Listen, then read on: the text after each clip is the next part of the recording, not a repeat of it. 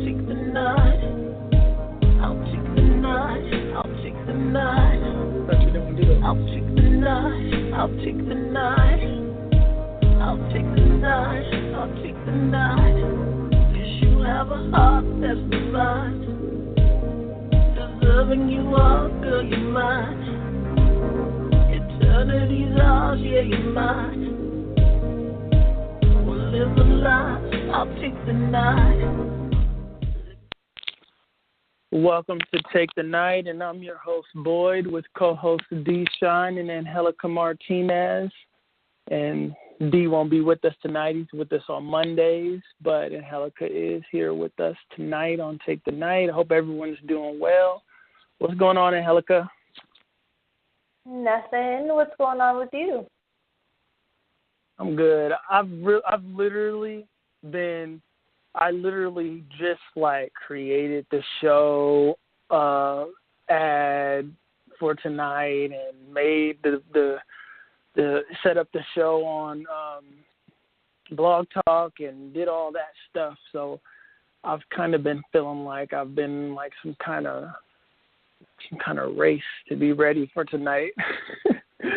So yeah, I haven't been able to relax. I just did the show art, created it in Illustrator, and then made a video for it and posted it everywhere. But I'm good.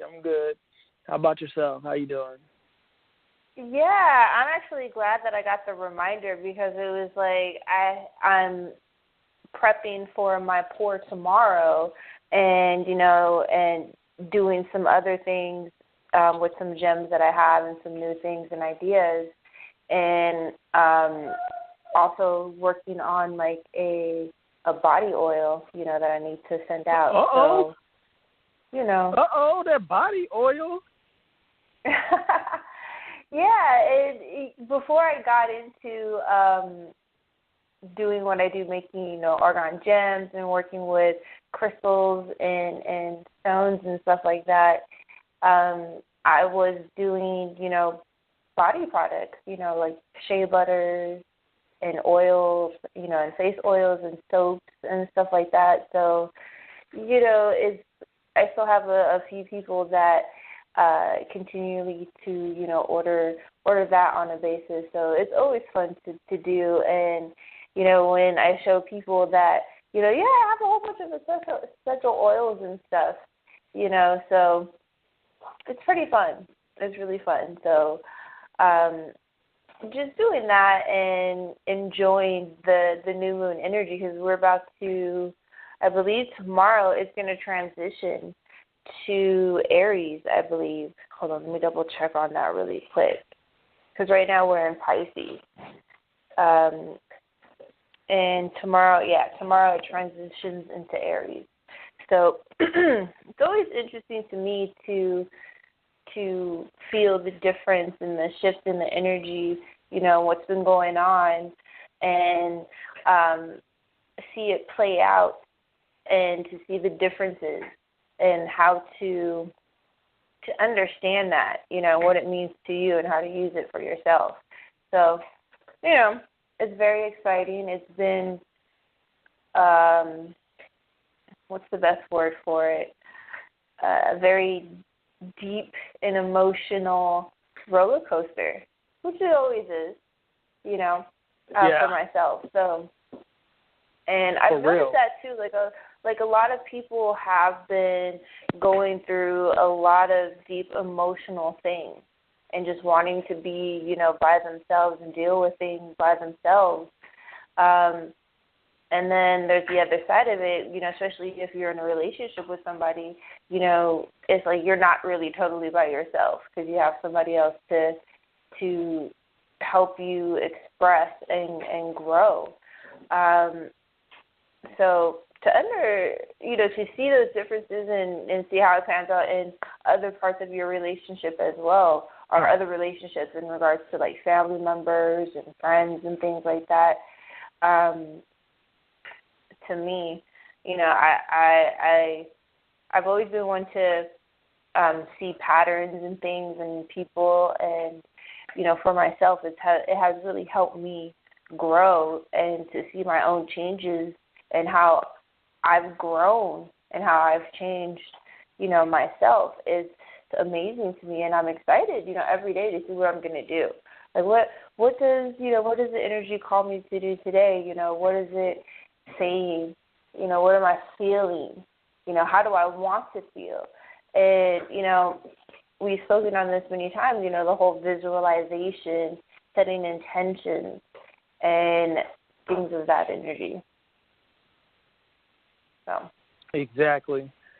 And, the title and discussion for tonight's show is The Moon, a Reminder, New and Full Moon Awareness.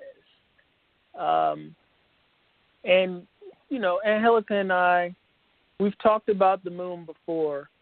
However, I spoke to her once and I said, I realized, when people are speaking about the moon, they're like, it's a full moon tonight, use some of this energy, or it's a new moon, use some of this energy.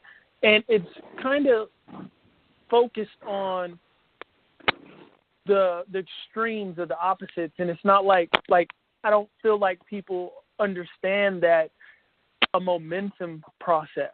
The moon is building or the moon is decreasing, meaning you can build with it and you can decrease with it. It's not just focusing on a full moon or just focusing on the new moon. And that's what tonight's show is. It's basically a reminder, because right now the moon is waxing. I'm correct about that, right, Angelica? It's waxing. It's building to the full moon stage. No, we're actually in the new moon. Well, okay, it's about to start waxing. It's about to start waxing after this new moon is what I'm saying. Yes.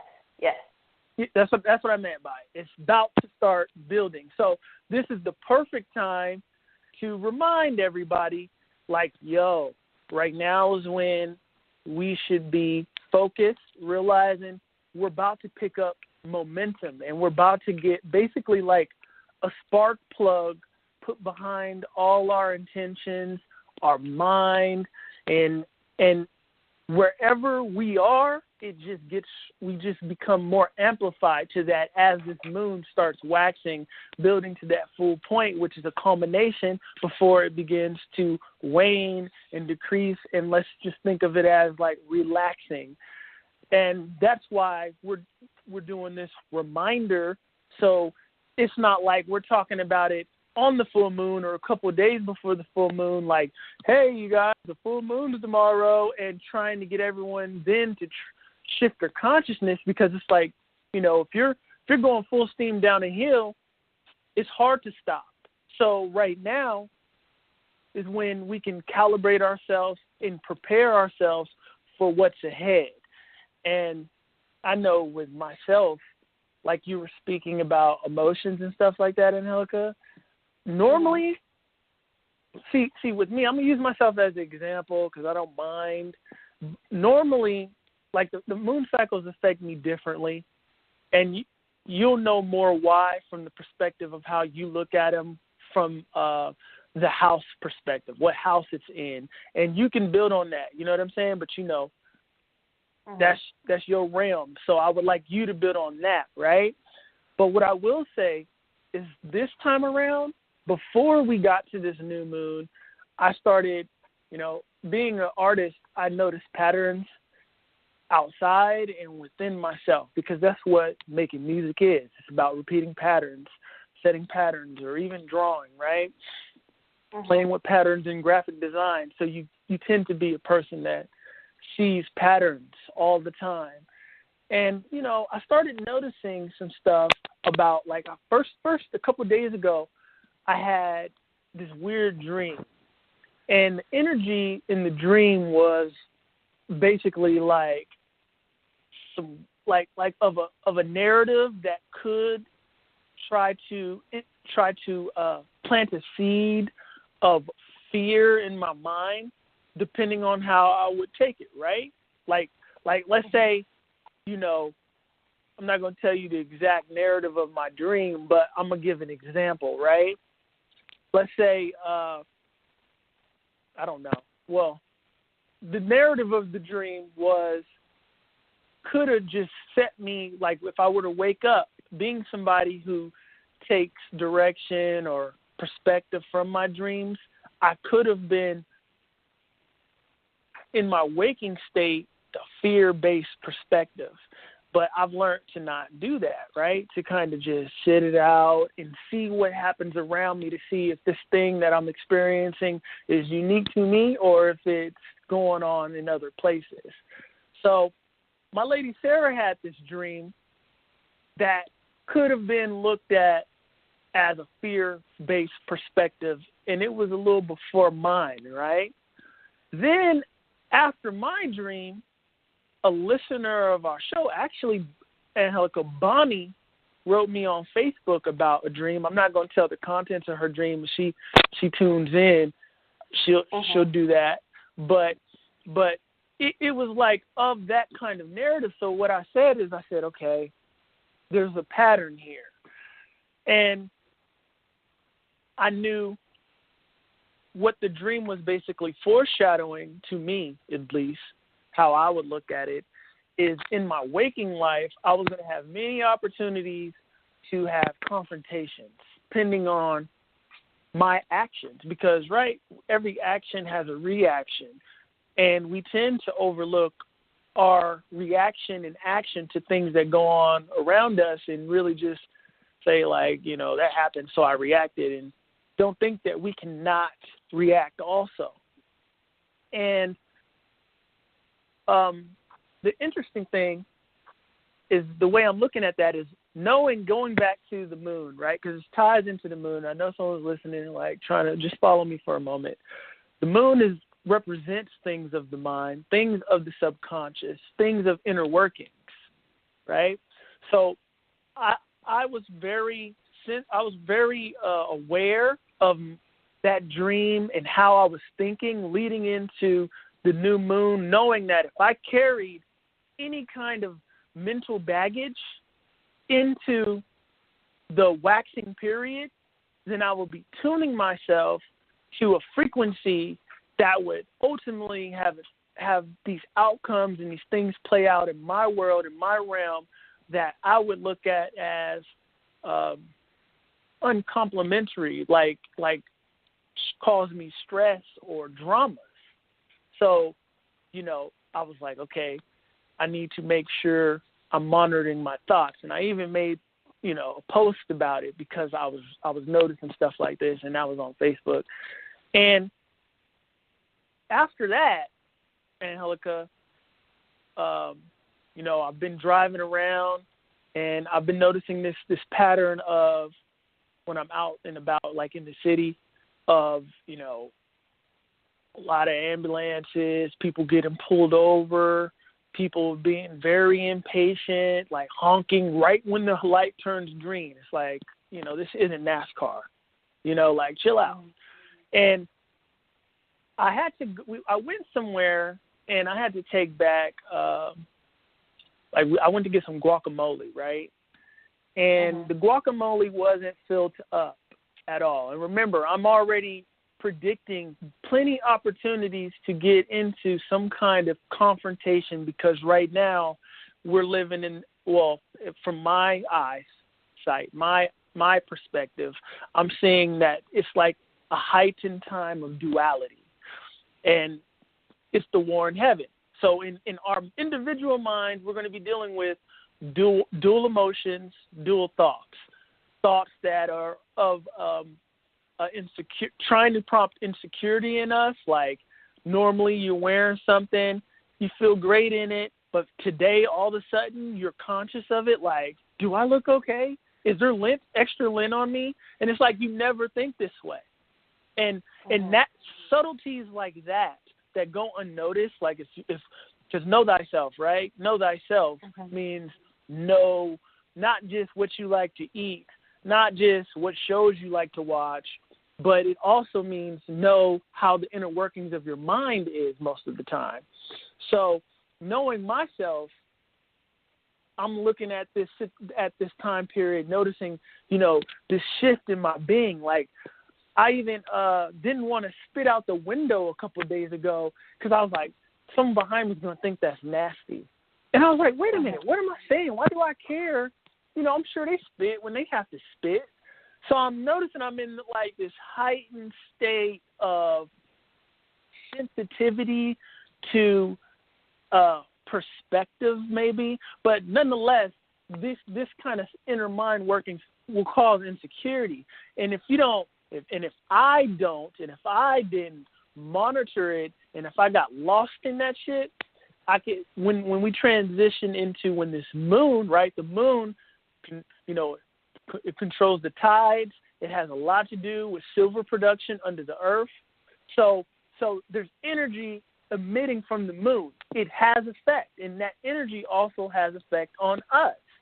So I'm noticing how leading up to this moon, something, maybe it's the demiurge, you can look that up. Something is trying to kind of momentum in me towards insecurity. Therefore, I'll tune myself if I were to stay in that shit. When the moon starts building, that energy is basically like lifting weights. I'm lifting mind weights under the building moon as it's building momentum to a full moon state. I'm just explaining to everyone how I look at this thing, right?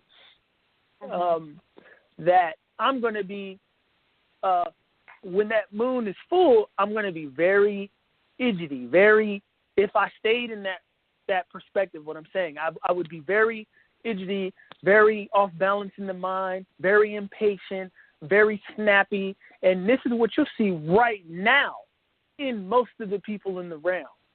And that's really bad from the perspective of they're going to be unconscious to going into this moon phase, and they're going to be polarized to that. But I want to get back to that story of when I was taking the guacamole, when we saw the guacamole didn't have like anything in it, and Sarah was like, there's nothing in that. So I go in the store after she calls. This guy comes out, and I guess he was the general manager, right? And he's like, yeah, this is a bigger container. Normally this is for caters, but what I did is I took these two containers and I kind of tried to make the difference. And I could sense in his being that he was already very very agitated, not with me per se, but maybe dealing with all the people that came in and, just handling stuff all day. And I was like, okay.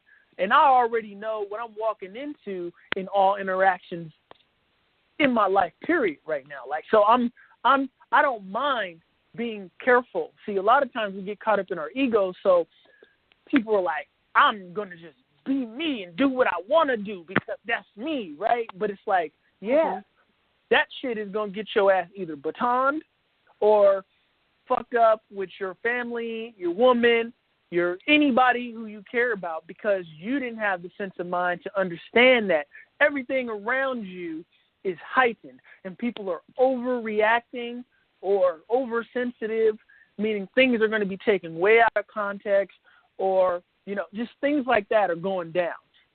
So I'm looking at this dude, and I'm just like, And he even kind of got a little disrespectful with how he was trying to explain it. Like he was like, so, I kind of just tried to make the difference here. And when he had the two containers, and he's like, you can understand that, right? Do you understand? Like, can you follow that? And I'm like looking at him like, yeah, I can. And I'm saying very little intentionally because I know that things around me are things in the realm are very weird right now.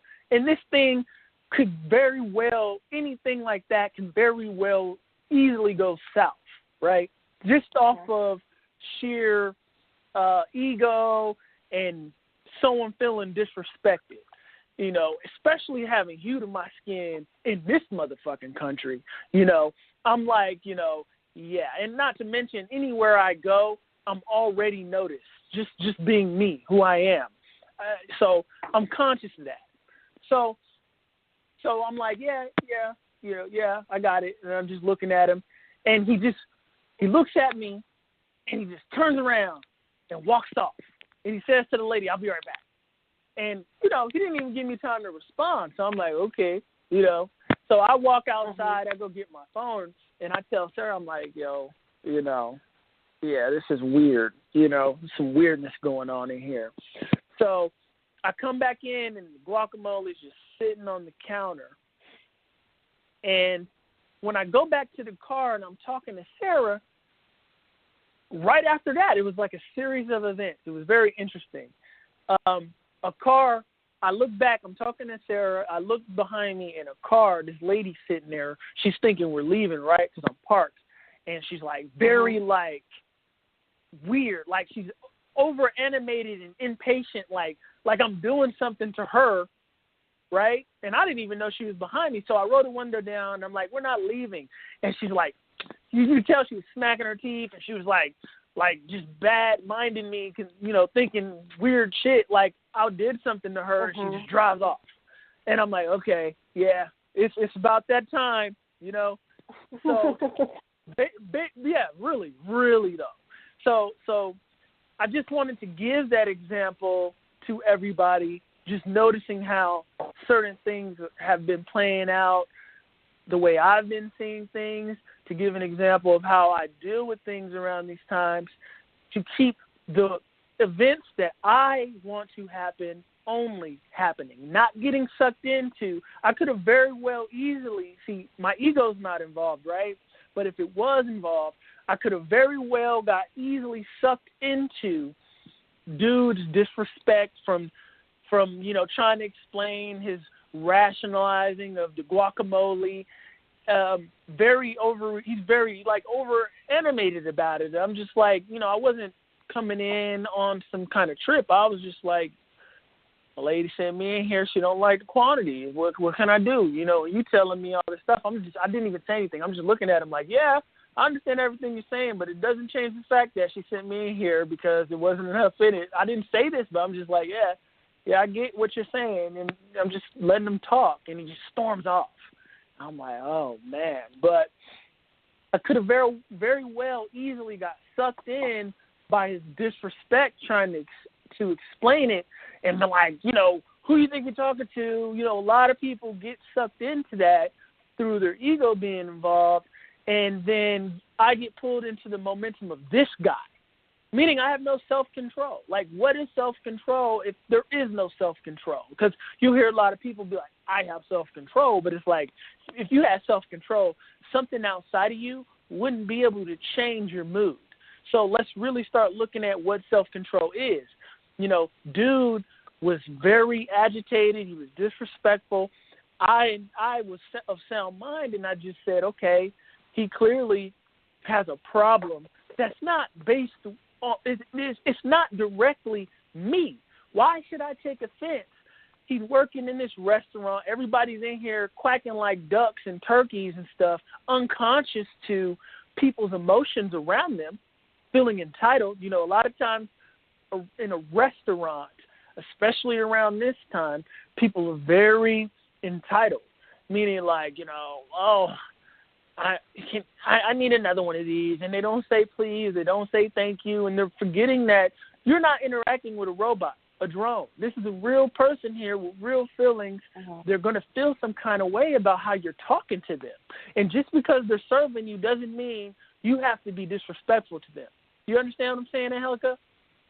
So, I understand. And I knew this dude who had been dealing with that shit, and it didn't have nothing to do with me. But at the same time, I knew I didn't want nothing to do with taking shit back. And I was like, I need to get out of here so I can get back in my vibes, my zone. Because though I didn't react, I could feel his energy on me. I could feel it. Like, if like just sitting around talking about it, I could have got into a frequency where it could have affected me emotionally. And instead of doing that, because a lot of times we contemplate on things that happen too long, not realizing momentum is taught in physics for a reason. And it's not just about, dropping a marble off a building or down a hill. It's about anything that can gain momentum. So our conversations gain momentum. How easy has a very peaceful, non-complicated conversation gone south. That's momentum, right? So, yeah, and then another thing I've been noticing, too, how this cycle is affecting me personally. Like you said, emotions and sensitivity. I found my mind, days ago, trying to pull me into an emotional state, noticing things with people in my life. Like, if I would have sat on these thoughts too long, I could have got into a state of depression. And it's not like, I'm not saying I even was thinking about, what I'm noticing is, realize how sometimes the thoughts that come into your mind aren't necessarily your own. And that's what I really noticed. It's like, why is this coming to my head? Where is this coming from? Because I'm never focused on how other people are, responding to me, or how other people are responding to the next person, and then holding myself up in relation to how they're responding to the next person. But I started noticing certain things like that trying to affect me emotionally, whether it be about, someone not valuing me, or me, you're just realizing things like that, right? Like just the blatant unconsciousness of certain individuals that could be in my life. How it's just like, the moon affects us in many ways. It's affecting the unconscious person who isn't knowing that the moon is a mental object, a tool that either amplifies what you're going through mentally and who you are, which ultimately will affect who you are, because your thoughts end up becoming emotions that end up becoming reactions. And then these things become subconscious, and then you become an automated being, meaning it's habit. You don't have to think about it. So some people are right now very unconscious, right? If you've been programming yourself under many moons to be unsensitive to other human beings, you are unconscious to that and don't even realize you're doing anything wrong at this point, some people. So I started noticing that, and I'm like, but I already know. Why should I? I'm like, why are you even feeling this kind of way when you already know they know not what they do? That's there for a reason. That statement's in the Bible for a reason. They know not what they do. They are unconscious beings, the walking dead. So you shouldn't be offended. It's not personal. It's a soul that is just growing in the unconscious. Take no offense. Keep it moving. It's how I've been dealing with these things that have been coming up, trying to carry into this moon phase and pull me into momentum of fixing myself into an insecurity and into a snowball effect of building all this with this moon energy, right? The moon is amplifying us. That's why when the moon's full, the werewolf comes out in the movies. This is all symbolism building up to something inside of us under it. Lunatics. We are all lunatics in a sense to where we live on a planet under a moon. The moon is the shelf, meaning it's the ceiling, and it's building, and it's the ceiling. So it builds us up, and then it decreases, and that's why the tides rise and then go down. So, that's just some stuff I've been noticing, and since I haven't spoke to Angelica, I'm speaking to Angelica right now, just informing her because we haven't talked since the last show, and this is how I would have just tuned her into what's been going on with me, and I just came down to realizing I'm actually on Take the Night right now. But yeah. So yeah, we're on the show, right? So yeah. No, but I can totally understand because with what's going on with the energy is we're right now the new moon is in Pisces, so I can understand why people are really sensitive and being insensitive. They're projecting certain things out into the world, certain frequencies, things that they, as you said, are letting them affect them and bring them down, you know. And it's hard because it can be very distracting, you know. And so, like you said, you have to have that mental focus on, you know, what your goal is, you know, what your intentions are, what you want for yourself and for your reality, and to project that out. And, man, I've been there where people are having just a totally bad day, you know, and unintentionally or some way, shape, or form, you know, try to take it out on you by giving you horrible service or making a snide comment. And it's like, wow, okay, well, I was just, you know, trying to be nice, and I'm going to continue to be nice and just see, you know, where we can go and find, you know, middle ground, you know. And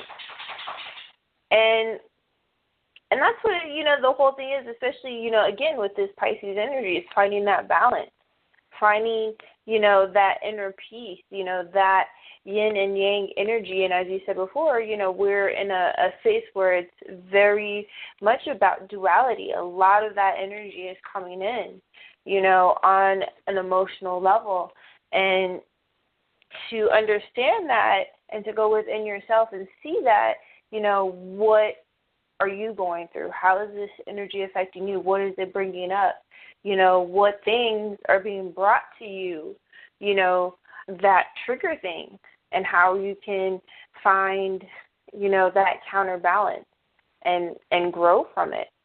And it's all crazy. You know, I've heard a lot of sirens, like you said, go by, ambulances, you know, people getting into arguments and things of that nature, you know, but in my inner space, I'm doing things to counterbalance that, you know, things that I create, my plans, my intentions, things that I love to do, you know, playing with my dogs. They're hilarious.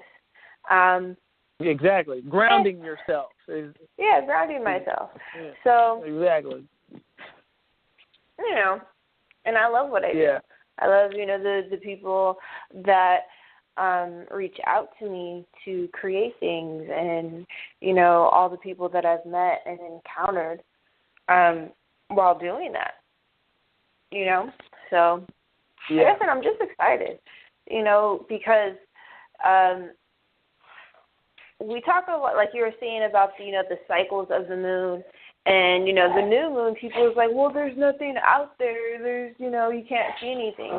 And I've explained this before to, you know, a friend of mine, saying that, well, you have to think of it as, like, it being empty. You know, it's like if something's empty, there's nothing there. You know, so it's like the restart. You know, and as you said, you know, you're filling it up. You know, this is the start of that new energy, and, you know, putting it towards somewhere, keeping your energy set towards a certain focus and a certain goal, and build that up. And that's why, you know, we get to the full moon, and that's why it's like super amplified. Everything that you've done, you know, going from that point on, you know, every day up until that point, you know, it's just like, what have you done? You can actually look back and see, oh, well, you know, this energy affected me this day, and this energy affected me that day, and, you know, use it and manifest the things that you want and see where you've gotten on the full moon, and use that fullness and refine, you know, for the next new moon, you know, and it's all a cycle, you know. So we're talking about. Go ahead. And you'll be, and if you hold, like, if you, just to explain, right, why I was being so detailed about events unfolding around me, and why I'm so conscious of not being pulled into it, is because the momentum that these events are trying, and I'm sure, you know, I don't pay attention to mainstream news or World Star News. I'm sure that the stories that are going put out right now are matching the tune of tuning people in certain groups and places to a frequency that ultimately moving into this moon phase will have you mentally all tied up into things of the ego or things of feeling like there's some kind of injustice, which ultimately polarizes you to injustice and polarizes you to things that of duality, which is going to, if you are what you eat, right? If you are what you eat, right? Because we say these things and then turn around and partake in things that are completely contradictory to knowing the statement, we are what we eat. It doesn't mean, yeah, I'm going to go eat some salad because I want to control my frequency and then go partake in mental activities that counterbalance the person I want to be externally and internally in my life. It makes no sense. And this is why a lot of times no one ever really breaks the cycle, because they don't realize that the moon is fixing the cycles. The moon is either helping you out of the cycle, helping you break the cycle, or fixing you in your cycle of who you are, meaning you become the old dog that don't know no new tricks, or you can become the dog that is consistently learning new tricks by using that moon's energy to give you a boost out of the person that you were yesterday, by just changing your mind, changing your focus, because the moon works directly with the mind. Look up the moon and its symbolism. And when people are trying to do moon magic, realize how it's a lot of times it's one-track minded, the moon magic, meaning it's like they're not doing it 360 degrees, mind, body, and spirit. They're just doing like out external, like I want this to happen in life, forgetting that it's everything is a threefold.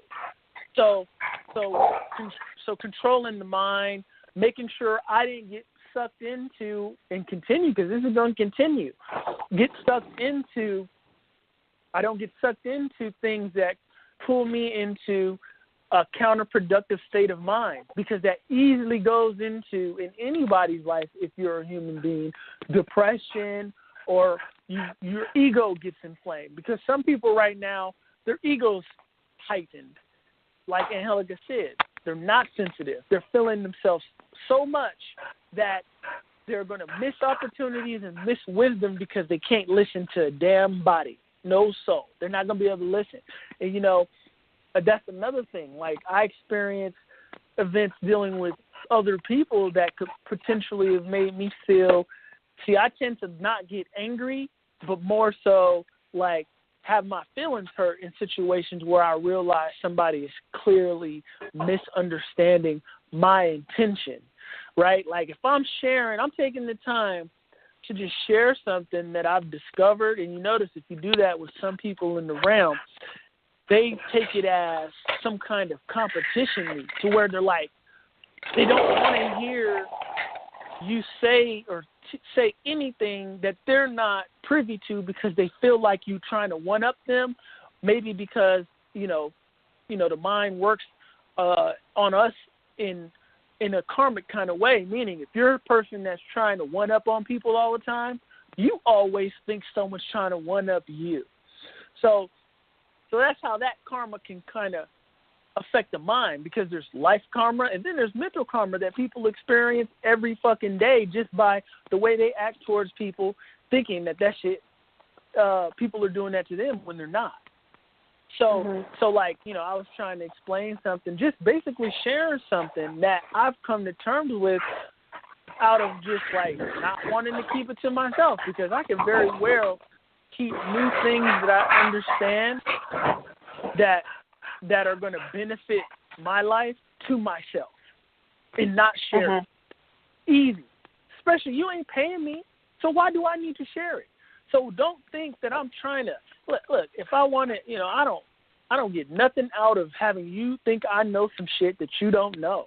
Nothing out of it, because I take things I know and I do things with it. That's why I'm ever moving, ever creating things that I like to do, right? That I like to make.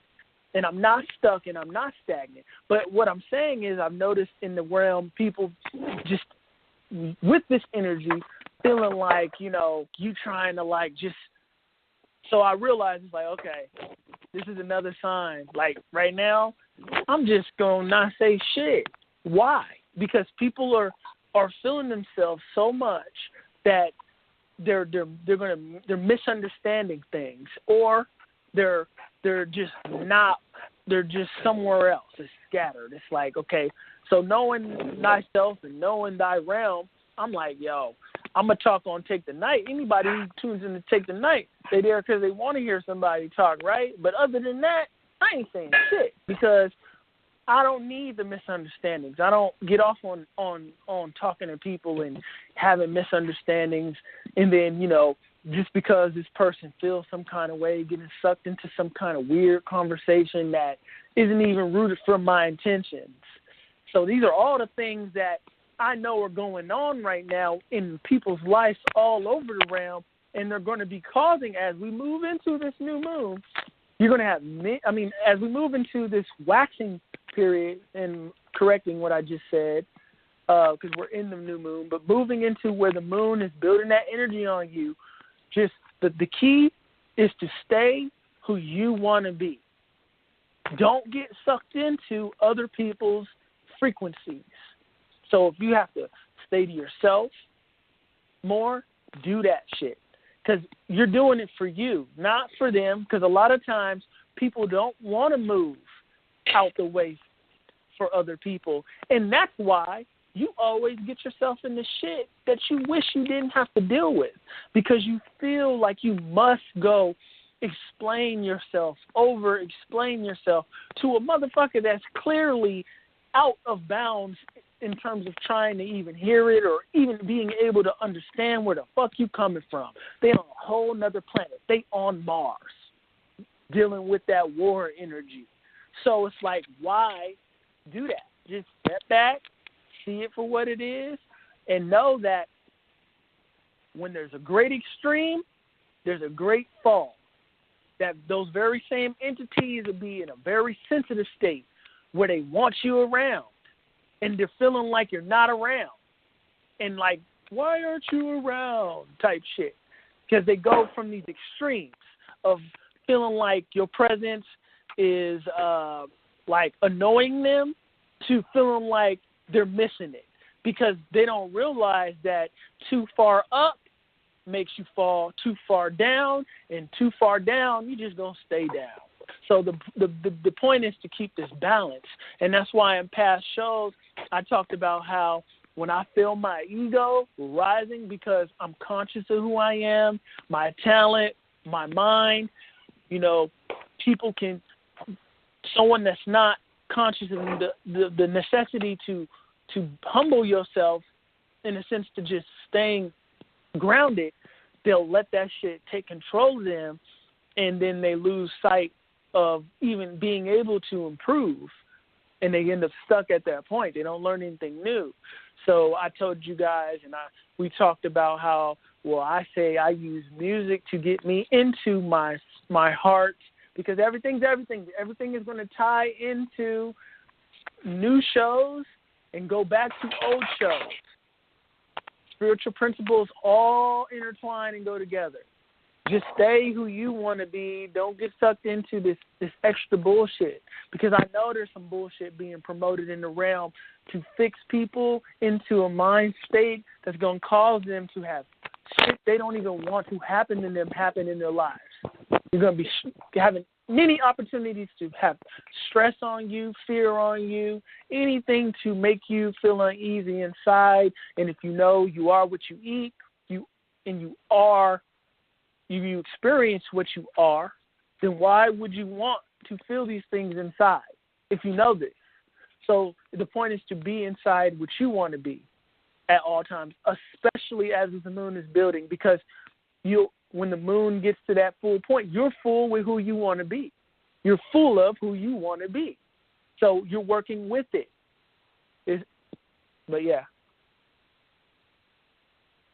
Yeah, and it's interesting to me that you brought up, this warring, chaotic, energy, and we are about to, or like I say, the moon right now is in Pisces, and we are about to transition into Aries, which is, represented as the god of war, And when I say this, for me, this is, my perspective.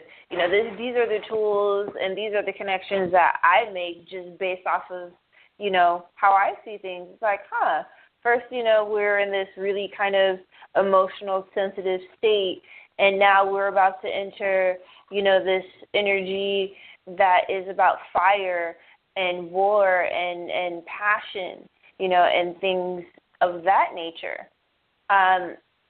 And to see, how that's going to affect people and yourself around you is like, are you going to, allow that type of energy to enter you? It's like, if you do, it's like, how are you going to transform it? What are you going to do to counter that or balance that within, your space based off of the intentions that you had set for yourself, that you want to accomplish?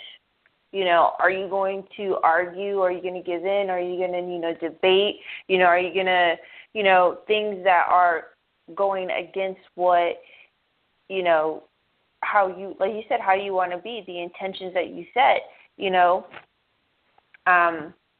So, like I said, it's going to be interesting to see how people, are, I don't want to say people, but the environment and the world at large are going to do.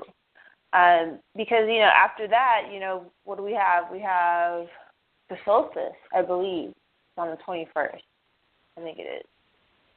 I don't know. Don't quote me on that. I'm not really, all up to date and into certain things. I enjoy, a lot of information. I guess you could say I skim over a lot of stuff, because I've read of a lot of different things, and it's always an interest to me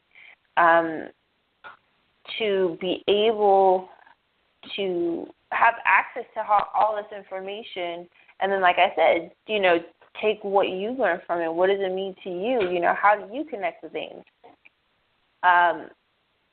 And just to understand that and reflect that on your own life, your own reality, and how it affects you, and to use that, it's a very powerful thing, and like Boyd was saying, it's a subconscious, mind energy, those things that are triggers that take you back, that bring those drowning energies. And it's like, to deny them, it's only make them stronger. It's like you have to acknowledge them to see where they're rooted from, and that's the whole thing is, it's a mind exercise. It's like you have to think about it. You have to go through those things for yourself and express them. How do you, like, that's the whole thing about transformation. It's like you're taking this, and you're going back and you're looking at it with a new perspective, a much wiser, bigger picture, and how to heal it. And that's what, really this Pisces energy is, it's, like I said, a deep emotion. And, the whole subconscious, because it's actually, I believe Pisces is ruled by Neptune, which is about, the deep oceans. So it's all very, intriguing to me how knowing these things and feeling certain things and experiencing certain things, how, they manifest. It's like, wow, I'm going through, personally a process of deep emotion, processing, connecting to real people, on deep emotional levels, which is always something that I've wanted, because it's like it's a genuine connection. You actually have people that care for you and support you no matter what. And it's amazing. It's a great feeling to have, and know that. and build and grow those types of relationships.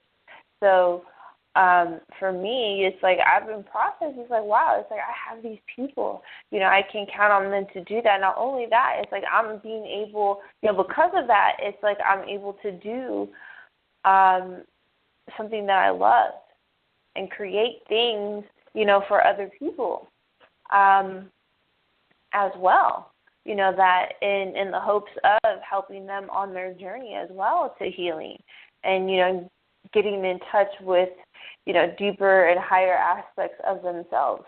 So it's a time of, you know, those emotions and those triggers and things are coming up that really make you reflect on, you know, these most, like, hidden things, you know, in our subconscious mind, things that, you know, need attention, basically.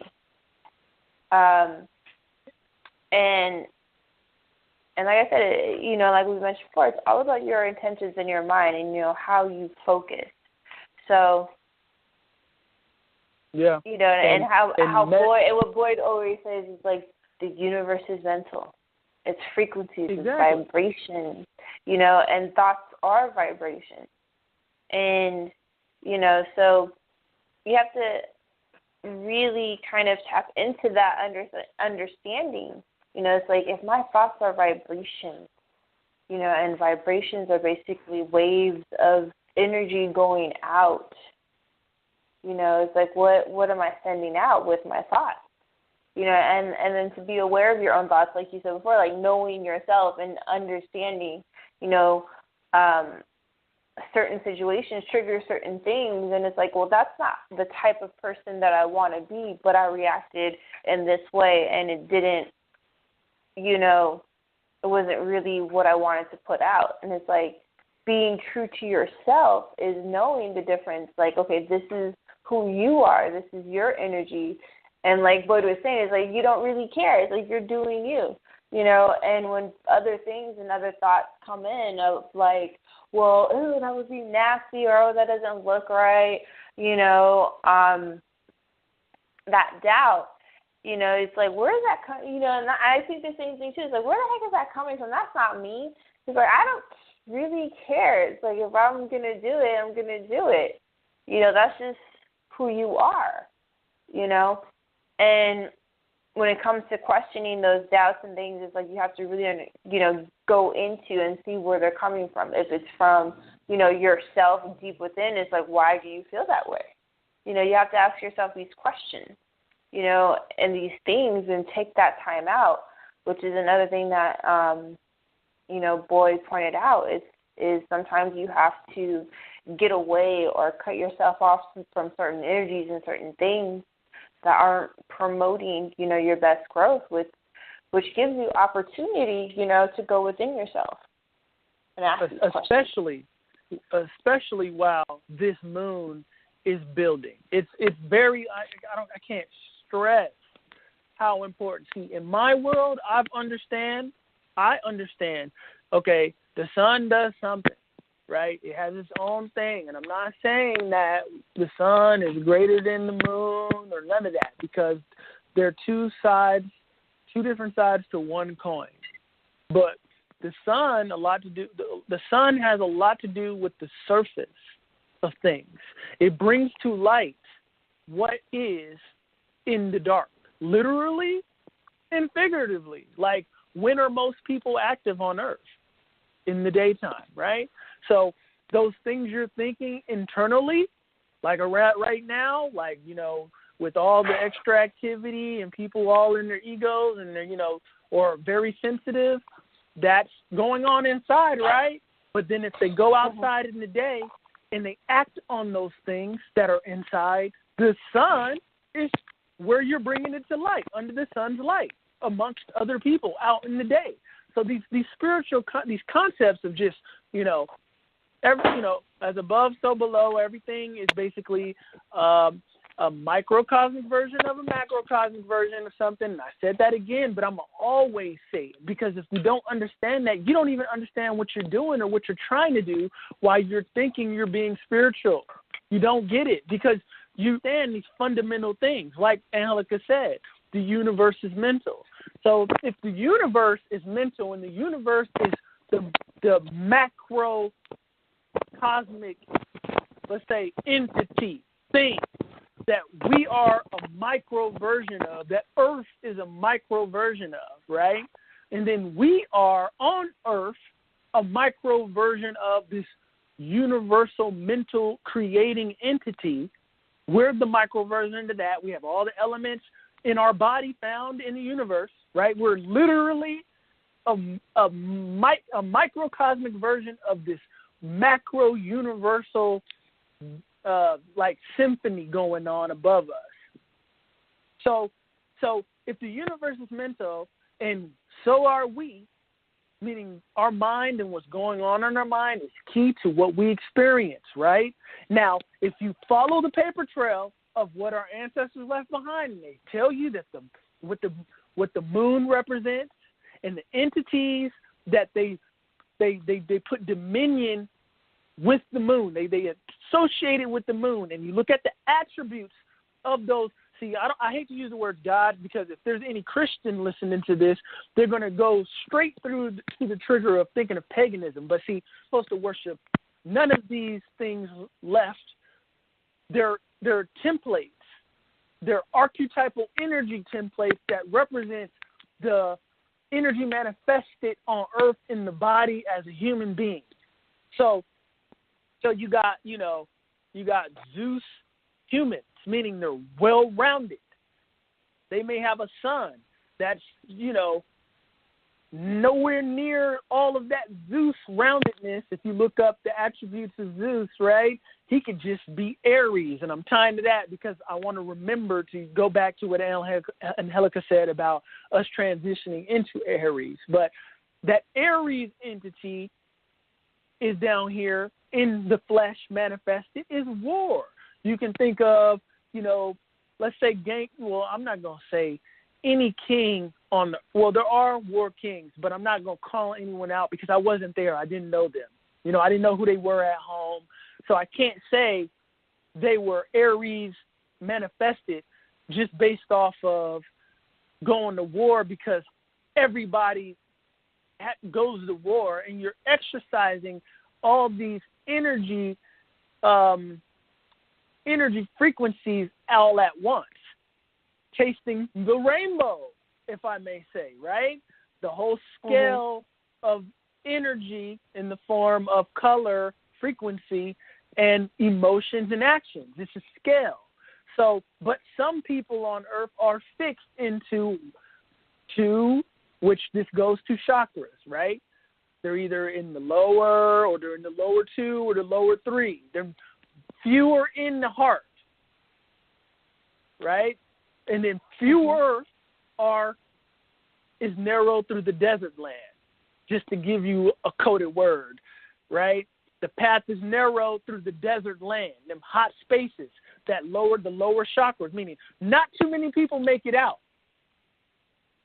and get into the higher spaces of their own energy frequency. But I feel like I digressed on where I wanted to go, but I find it interesting that you, Angelica, brought up that the moon is about to be in Aries because I didn't even realize that. See, I'm going based off of, I simply feel my way through the realm and I see what's going on around me. I pay attention to patterns and I feel what I'm feeling. And, you said it's funny. We're in this, the moon's in a place where people are going to be emotional and then it transitions into Aries, where Aries is represented by war and Mars, right? But think about how being emotional, let's take it down to the human level. How being an emotional human, over-emotional, right now, whether it's anger, whatever scale of the emotion it is you're experiencing, right? How that very easily also transition into being warlike, meaning you're emotional because you feel like somebody's not respecting you. Therefore, you want to stand up. And then you think that there aren't greater things at play. You think that in your little vacuum that it's just about, this human thing, this person and you. But you guys, that's why there's a whole analogy of the puppet master. The puppet master, the Wizard of Oz, the behind the curtain. It's not an entity. It's not a physical entity. It's a physical entity when you're thinking of, human shit, like who's controlling the world, right? But no, that whole analogy of the puppet master comes from a greater spiritual concept of the human being controlled by energies that have dominion over it. Meaning, you think you're some human doing things just off of, la la da, I want to do this, but no, there's this greater puppet master and remember, again, it doesn't have to be a physical entity. It's energy. The energy is the puppet master, but since we live in a physical realm, we always try to denote something as being some kind of solid. So when I say puppet master, you're going to think of an entity. No, it's just energy that has dominion over us, just like the planets do. In a sense you were born under certain alignments, and you can see with your birth chart what kind of has dominion over you in your life right now, and depending on how you developed yourself in those chakras, the ones that are inactive or overactive, and you balance yourself out. But I find it interesting how the moon, which controls the mind and functions with the mind. Now, I don't want to say controls, but what I will say is it is throwing energy that works directly with the mind. And that's why if you're unconscious to your thoughts and what you're holding in your mind, you end up being a lunatic. That's why the term was there, or a werewolf, meaning, remember, the werewolf is always this kind person, unless you're watching some movie where, it's a realm of, like Underworld, where you got a realm of factions fighting each other, and that's just like an isolated realm where they created this underworld, so you're going to have all kinds of different kinds of werewolves. In a movie where it's just an isolated event, most of the time, an unknowingly character gets bit by a wolf, right? They're normally this kind individual, and the werewolf is like the polar opposite of them, meaning it contradicts everything in their personality, so they're basically the unusual suspect. They're never the person you're going to think is doing all the chaos at night, because when you see them in the day, in those scenes in that movie, maybe they're doing the things that your conscious mind represents somebody who's of sound mind and character, and, maybe they're playing the piano or drinking tea or reading books, like that Anthony Hopkins. He plays like that genius, intellectual, creative character very well in movies where, he's going to be reading and he's going to be playing music. Maybe it's going to be Beethoven or, Bach, and he's going to be cooking fine foods and tasting, but yet he's going to be crazy as fuck on the flip side of that at night, right? Like he's going to be eating brains or something if you look at like Hannibal or some shit like that, right? They're showing you that for a reason. Now, but the werewolf aspect is when people are unconscious to knowing that your mind controls your actions and your emotions. It's not the other way around. And let's prove it, right? You can make all the money in the world, get all the women in the world, all the accolades of the world, all the materials of the world, but still be very fucked up and uneasy in your mind and have to resort to substance abuse or depression and all this kind of shit. So it's not reverse. See, it's not I'm going to be in the world doing all these things that are going to make me feel better in my mind. No, it's not that way. The mind is first. See, there's a scale of progression, and we tend to want to try to break the scale and create our own shit, but yet these things are already been denoted and they are fixed. You have fixed and mutable. Some things are mutable in the realm, but some things are also fixed. The moon cycle and the sun cycle are fixed, and how they affect you is also fixed. And then the series of events that runs from above to below is also fixed. So it's not. So it goes mind. You're in your mind. You're thinking. Then that goes into feeling. Then that goes into reacting. And that's which means ultimately your reactions, your actions are going to influence what you experience in the realm. If you're uneasy in the mind, insecure in the mind, you're not going to take actions in certain events because of that uneasiness and insecurity. So that person that wants to get the job and impress their boss and say their ideas, they can't push themselves to do it because of their own mind. They're sitting there in their own mind like, I'm about to talk. I'm going to do it right now. I'm about to do it. And then they never do. So they're never heard. And they're always overshadowed. No one knows how great you are inside because of the war in heaven, the war in your mind, the most heavenly space in your being, the mind, the crown chakra. Okay? The war in heaven, as above, so below. So if there's a war in physical heaven, which there is amongst the planets and all that thing switching, right? Everything moving up there, these planets are interacting in the same way. You know, somebody else will be able to tell you when shit's going in retrograde and how all that stuff is being affected, you know. But then if you come down, you have a war in heaven in your mind. And that war in heaven is shown to you in the physical realm by those old commercials I used to see growing up. I don't see them so much now, but, you know, it's that person in the commercial. There's the devil on one shoulder and the angel on the other. That's the war in heaven. Showed to you in a physical form, and only those that get it in terms of the symbolic, esoteric representation of what's being shown physically will understand. Some will see it just simply from, oh, that's the devil, that's the angel. Take it no farther, because that's the level of their perception, their understanding. And that's cool. Maybe one day they'll see it in another fashion. But it's key to understand that the progression goes a certain way. So we first have to have ease in our mind, be fixed in our mind, then we become fixed in our actions. That's why habit, you know, some people will never break habit because their mind is fixed. Their mind is made up. That's, you know, I was thinking this the other day. I see dogs, you know, they take dogs to training. I feel like we're offending the dog by saying you can't teach an old dog new tricks. It should just be like you can't teach an old stubborn-ass human new tricks instead of offending the dog, because I've seen older dogs learn new tricks. It seems like just the old stubborn-ass human that can't learn new tricks. So because it's all our mind. You believe something, then that's what you see, that's what you know, that's what you experience. No one can change your mind.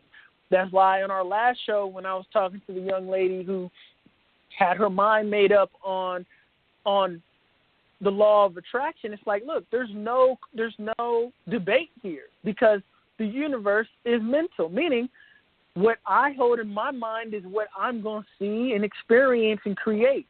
It's my laws. I'm creating my laws. Why do you think laws are created? This is a representation of one creating spells, right? It's one and the same. Something written down.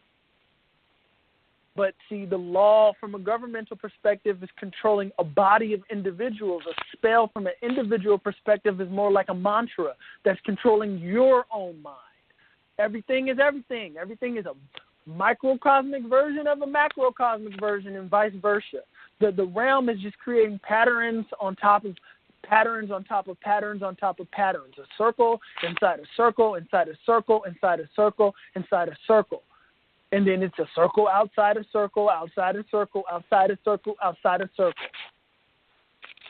So if you understand that and you want, you know, life to change, first you have to realize perspective has to change just from your point of view, because our own point of view is what controls what we're experiencing in our life.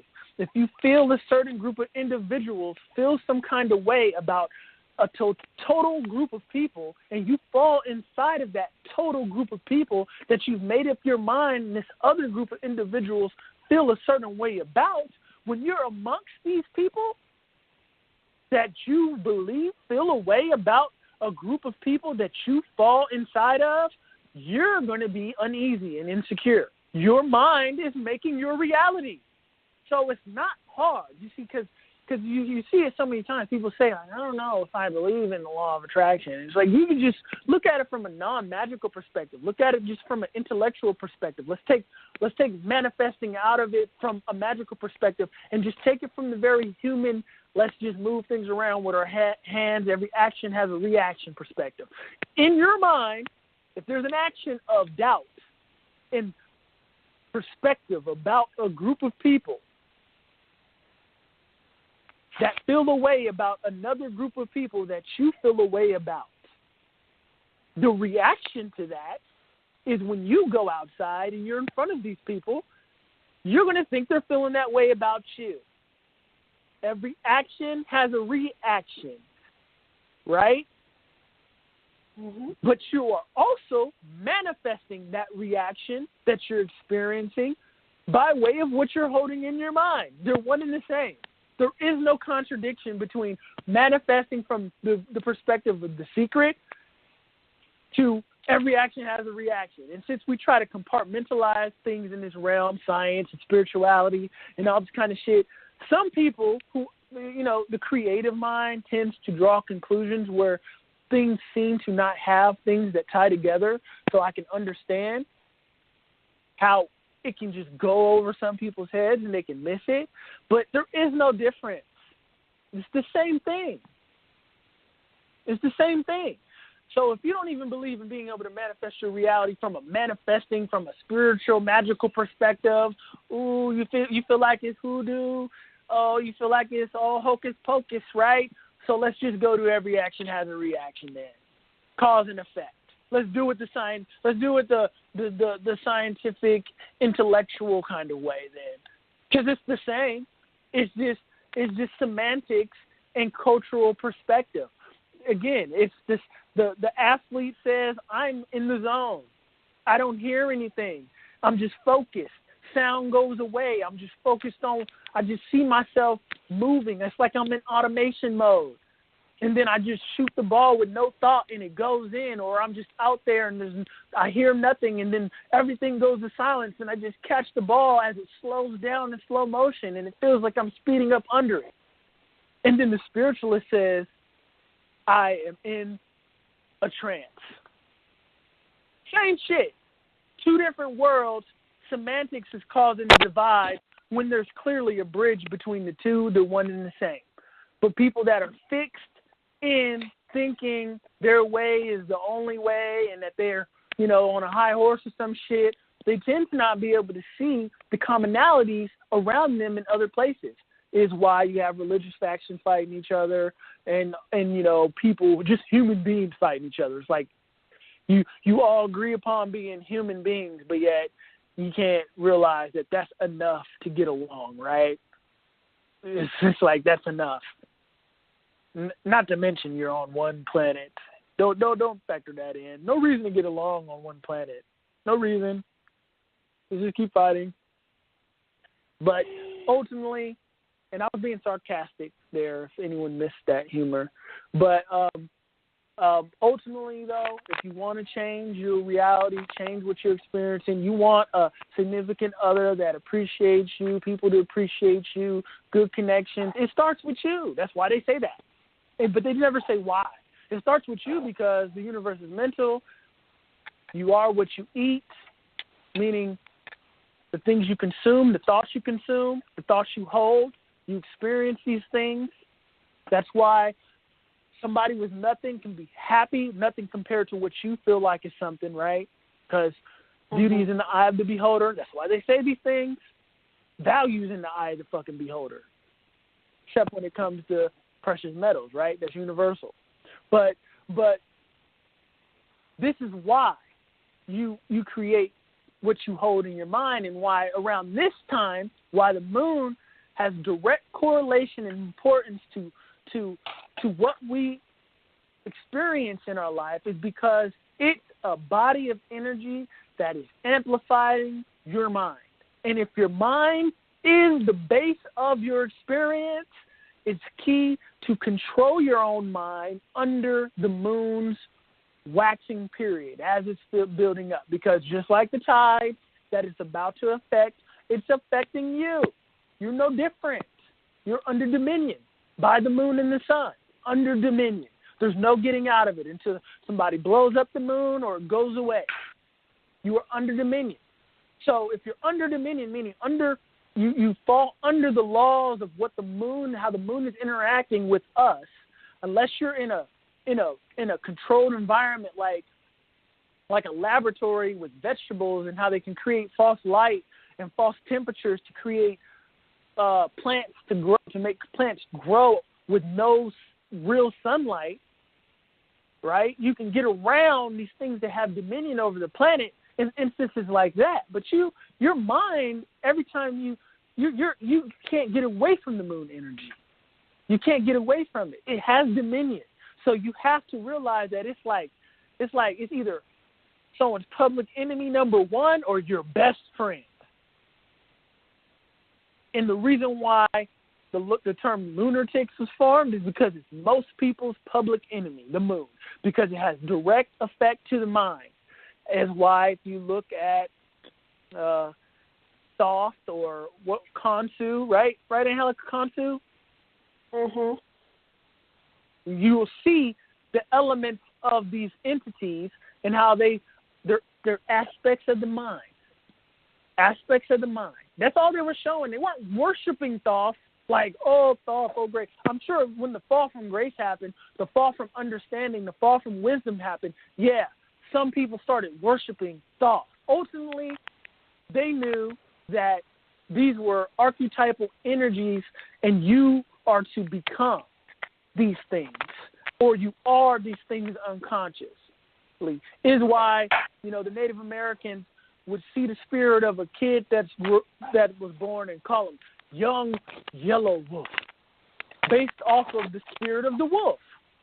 Young fighting bear, based off of he fights with brute force and strength. You see, the European would make fun, didn't understand, make fun of those kind of things like, they do it in the movies today, young yellow wolf, with like this kind of condescending tone, because they don't even some Europeans don't understand what was being explained spiritually about that individual simply by his name or her name.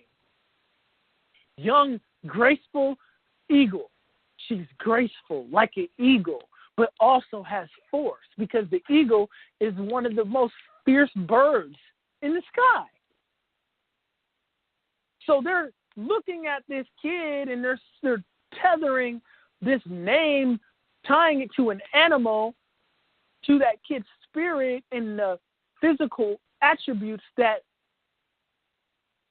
kid harnesses and displays, to tell that kid something about itself so it can build on those things and then build on the flaws that come along with those things. If you're somebody who's strong and big and you think you can always get ahead with brute force, it's only a matter of time before you meet somebody quicker than you that tires you out. So it's key to understand that and work on cardio so you don't get tired out. How Muhammad Ali beat Joe Frazier, right? Rope-a-dope. There was more intellect and strategy in Ali's mind. When most people were like, he's going to punch him out, he's going to knock him out because he's strong. Ali's thinking, this dude is big. He probably isn't running multiple miles every day. If I can survive for, however many rounds, he going to get tired out. His arm's going to turn to jello. He's not going to be able to lift him no more. Then I can just go in on him. If you're listening to Take the Night on any external platform, like, maybe you found a link on YouTube, Facebook, or you're listening on Blog Talk, if we go into the after hours, I want to explain this. It's going to just cut off even though we continue. Like, we may be in mid-conversation and you're just going to be cut out. So to continue into the after hours, because we tend to take questions into the after hours, you have to be on the lines.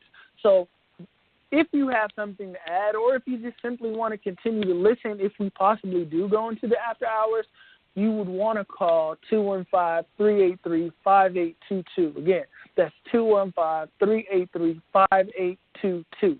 And that's how you will be able to continue listening into the after hours, because I had people express to me how it'll just cut off, and it's like, that's what's going on. Like, but even if you don't listen while you're on the line, when I upload the show on YouTube or on Facebook or even just on Blog Talk, after the fact, the whole show, including the after hours, will be present. So you could listen you can listen from where you got cut off. So, yeah. But, yeah, right now is the time where you're going to have every opportunity to get fixed into dualistic perspective, meaning that person's doing this to me, or, I feel this way about myself. I always tend to focus on just with me, right? Like, if I'm feeling fine, if I have value of myself and of my own intention and my intention rooted from why I'm doing something, there's not too much that can make you feel some kind of way outside of you. There's not. Like, it may hit your armor and you'll feel it. You'll feel the little chink, the little sound, and you'll feel the vibration of it. But it's not going to stick with you for too long, because you know that's not who you are. It has nothing to do with you. It's not who you are. If you know who you are, someone says to you can't affect you. And why is this key? Especially around this time, because the things we're holding in our minds and in our hearts is being amplified. So when the moon gets to that full point, we're just more of that. We're more of that. And then as the moon starts to wane, meaning decrease in that energy, you level off to a certain space, right? Let's say you go to 100%, but you don't level back to 0, you level to 50. So if you were building positive reinforcement under the moon, starting, we're giving you that reminder right now, because this is the new moon, and you're about to start having that push with the moon's energy to amplify whatever it is you want. Because remember, like, a lot of times people are trying to they want to manifest a feather for themselves with moon magic. It's like, yeah, you might be able to do that. I'm not going to say you can't. But ultimately, it's all about us, right? We control our realities. Also, you should be trying to manifest a stability of mind, because the moon, that's what it has dominion over, the mind. So the meditation under the moon is just not letting your mind take you to places that you don't want to be.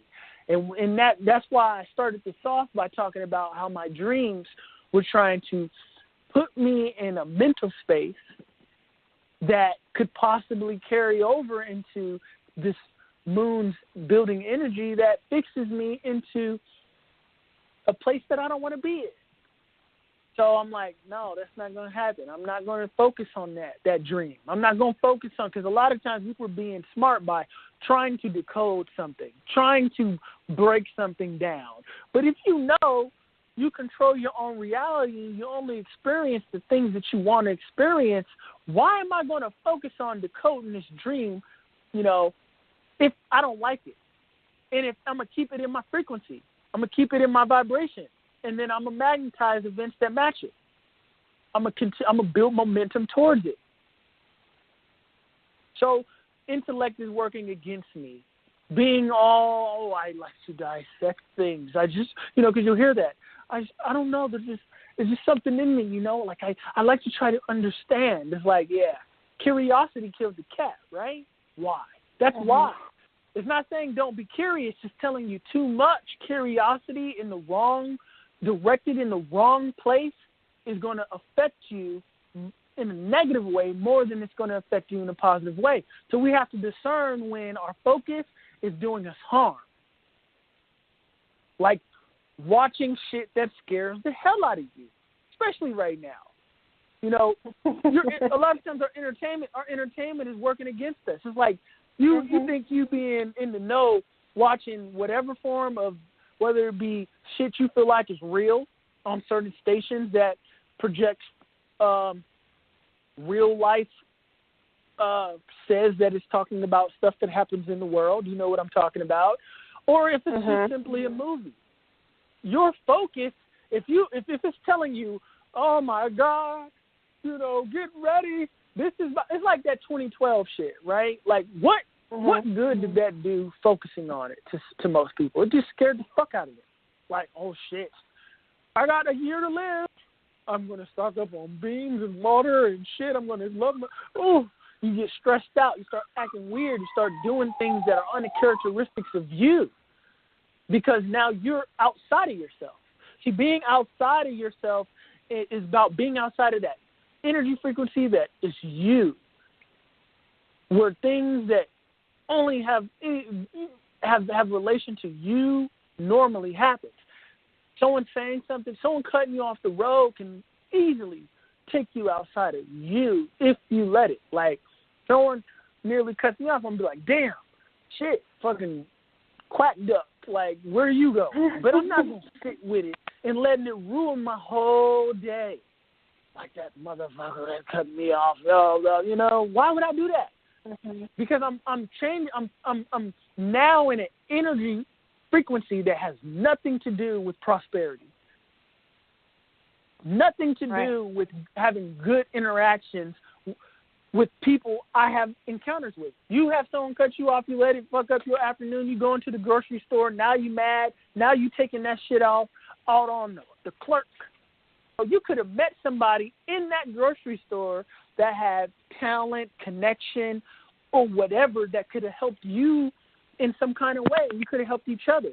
But since you were thrown outside of who you normally are, you missed out on an opportunity by letting some external force throw you off. And that's what I'm talking about, and that's what this is about. It's about staying who you are, not letting the things outside of you affect you, not even the moon, because right now it's gonna be amplifying whatever you are. Like, yeah, I said I'm experiencing some sensitivity, but I know it's nowhere near as bad as a lot of people because I've been conscious of the moon for a long time. So as you begin to meditate in terms of controlling your mind and controlling your focus under the moon, you gain resistance and strength under it, meaning the houses aren't affecting you as strong as they're affecting somebody that's unconscious. You see?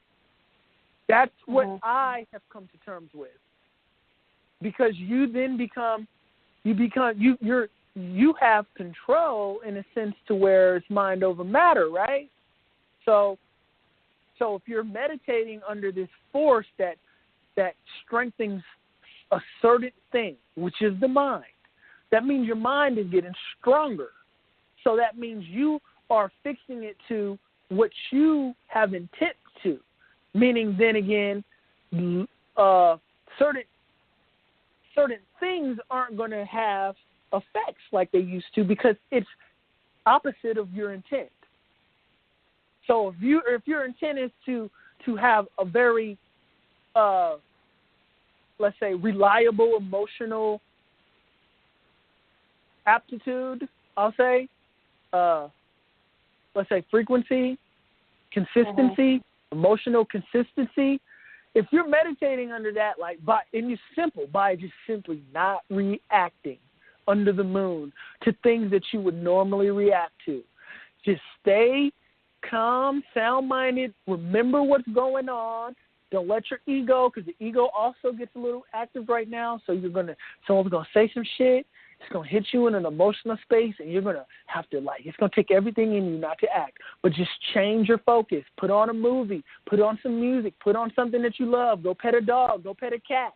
Go kiss your child. Do something that redirects your focus, which then redirects your mind, which then redirects your emotional state, which then redirects your energy that you're outputting.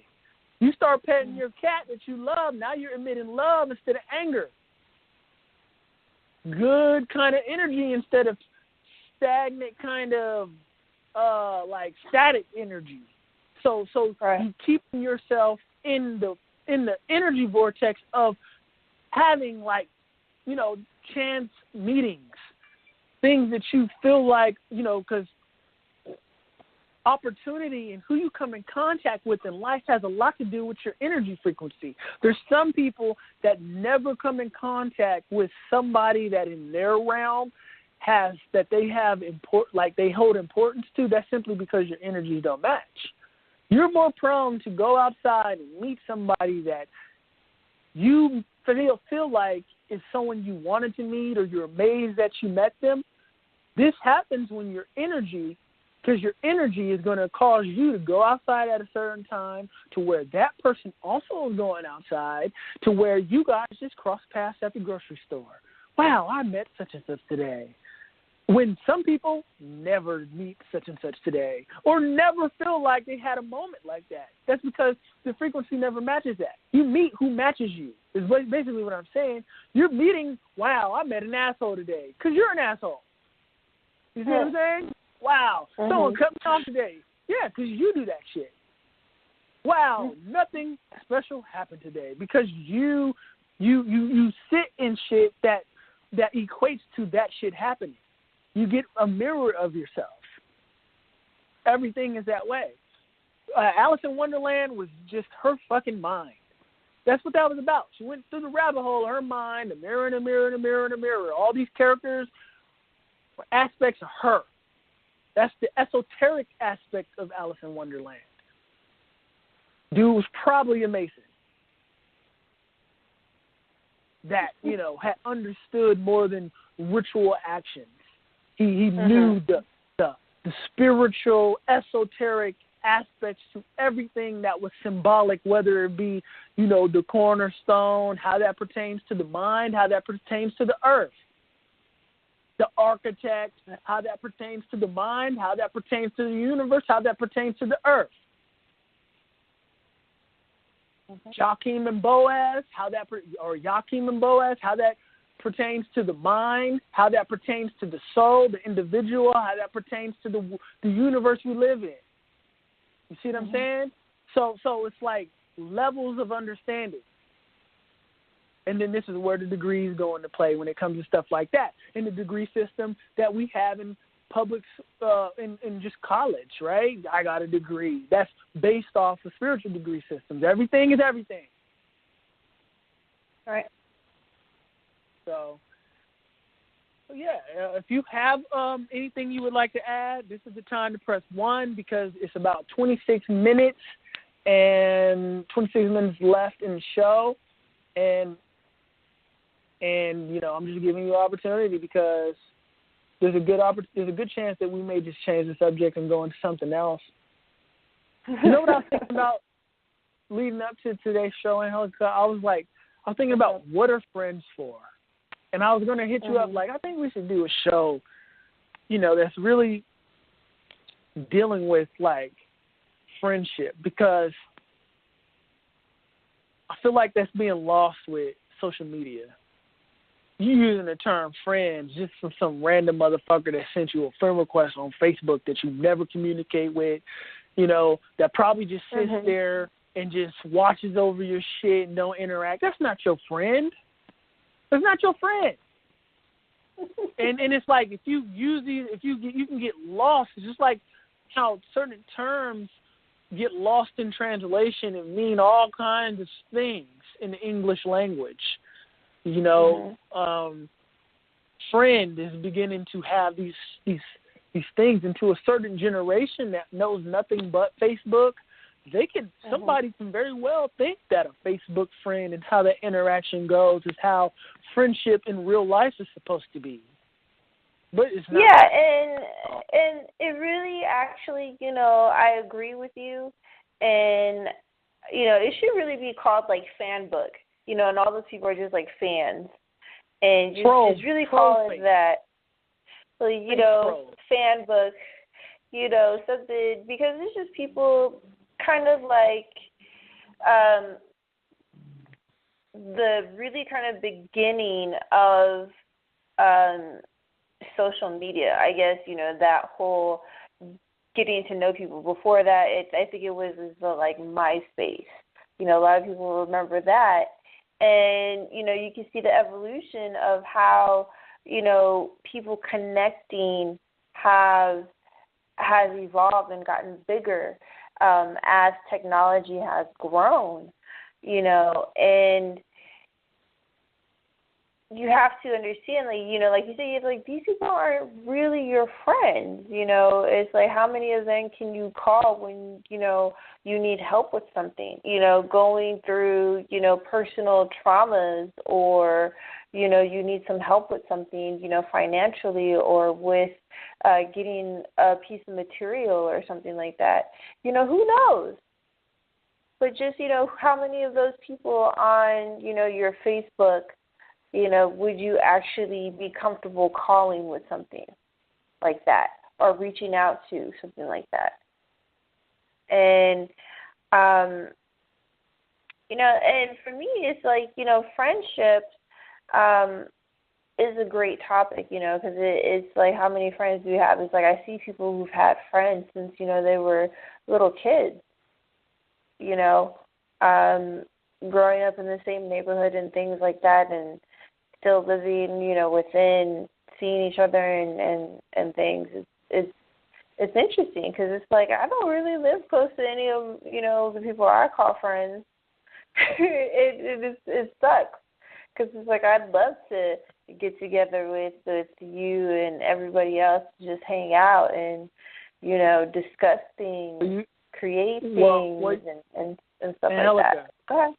You know what, though? Because, like, since my family moved around a lot as I was growing up, it's the same as for me. But what I realized is there, you know, everybody has a different lesson that they're learning while we're here, right? So, like, you know, that person that's been with these same people their whole life, I'm not saying there's anything wrong, greater or less in that situation. But the mental and spiritual journey of moving away from people you've been close to, not having somebody that you knew from childhood, you know, with you all the way through adulthood and on up, it does something different. There's a different growth process that's going through, just like how different elements in the earth are formed with different pressures and different ingredients. Like a diamond is dealing with different pressure, different ingredients than gold, than silver, than copper, than zinc, than nickel, you know, than some of these crystals. So it's like I understood, because when you bring that up, you brought that to me before, and I was like, yeah, the same is for me. But see, what I did is I realized I was supposed to not, you know, I'm ever moving of the mind, ever changing. I'm supposed to, I can kind of connect with people here and there, keep and have value with them, and just keep moving like water. Keep moving like water. And yet, there is some times where you're like, damn, there's not that person. But then there's strength in that. There's strength in that, because some people tend to lean too much on people they've known their whole lives. Not to say that there's anything wrong with that, but I'm talking about what the individual is realizing they're here for, right? So you're learning how to deal with different kind of how to ingest life with different ingredients than those people who have these elements that you know that you're missing, which ultimately is setting you up to deal with the pressures of life differently and to deal with life differently. Period. You understand? Like you've got a different kind of stance in it all. You know, whether you're calcite, orange calcite, white calcite, clear calcite, amethyst, or diamond, gold. That's up to you to find out what transformation you're going through, dealing with different elements. But ultimately, that's what's going on. And I'm only saying that because you brought that up. Like, I wish, but it's like, yeah, so do I too. But then I quickly say, hey, but that's not the card I've been dealt here. And nothing's by chance. Nothing's by chance. Right. So I'm here to feel sometimes like I have nobody, to only realize I have myself. You see? Mm-hmm. So it's like, yeah, you know, and those people that are there with you, there are those people with you. But ultimately, those moments where I'm like, where I can feel that, you know, you can see, you know, when you see sometimes people that have those people they may go out with all the time. It's like, but also think about the you know, the downside to that, the stagnation that can come into that in terms of growth, because you become who you're around all the time. You guys begin to have this symmetry. It's kind of like Dragon Ball Z when Gohan and the other guy would fuse. That's what that's showing you. You know, when that fusion, when they started showing you fusion in Dragon Ball Z, that's what happens with best friends. They begin to fuse. That's why they end up saying the same terms, the same words. They start to like the same foods because maybe it's convenient to save gas and just go to one place. You know, they start to like the same things. They start to move the same kind of way. A lot of stagnation is there because if one's not growing, the other one, or if the one's about to grow, the other one may halt that growth. And that's why there is a benefit and a positive to everything. Because when you have a life where you move away from people that could have been those people for you that you've known since elementary school, like myself. I went to a middle school where I knew nobody from elementary school, and I saw people that were like, I went to middle school with this person, and it was like, wow, I wonder how that would feel, you know. And then I went to high school, and I knew people in high school that went to middle school and elementary school with people they were in high school. I was in high school with people that I went to middle school with, so I knew what that was like, right? But ultimately, there's a plus and there's a downside to both of those things, because when you don't have those situations, there's times where you can feel like you're alone and you don't have that best friend.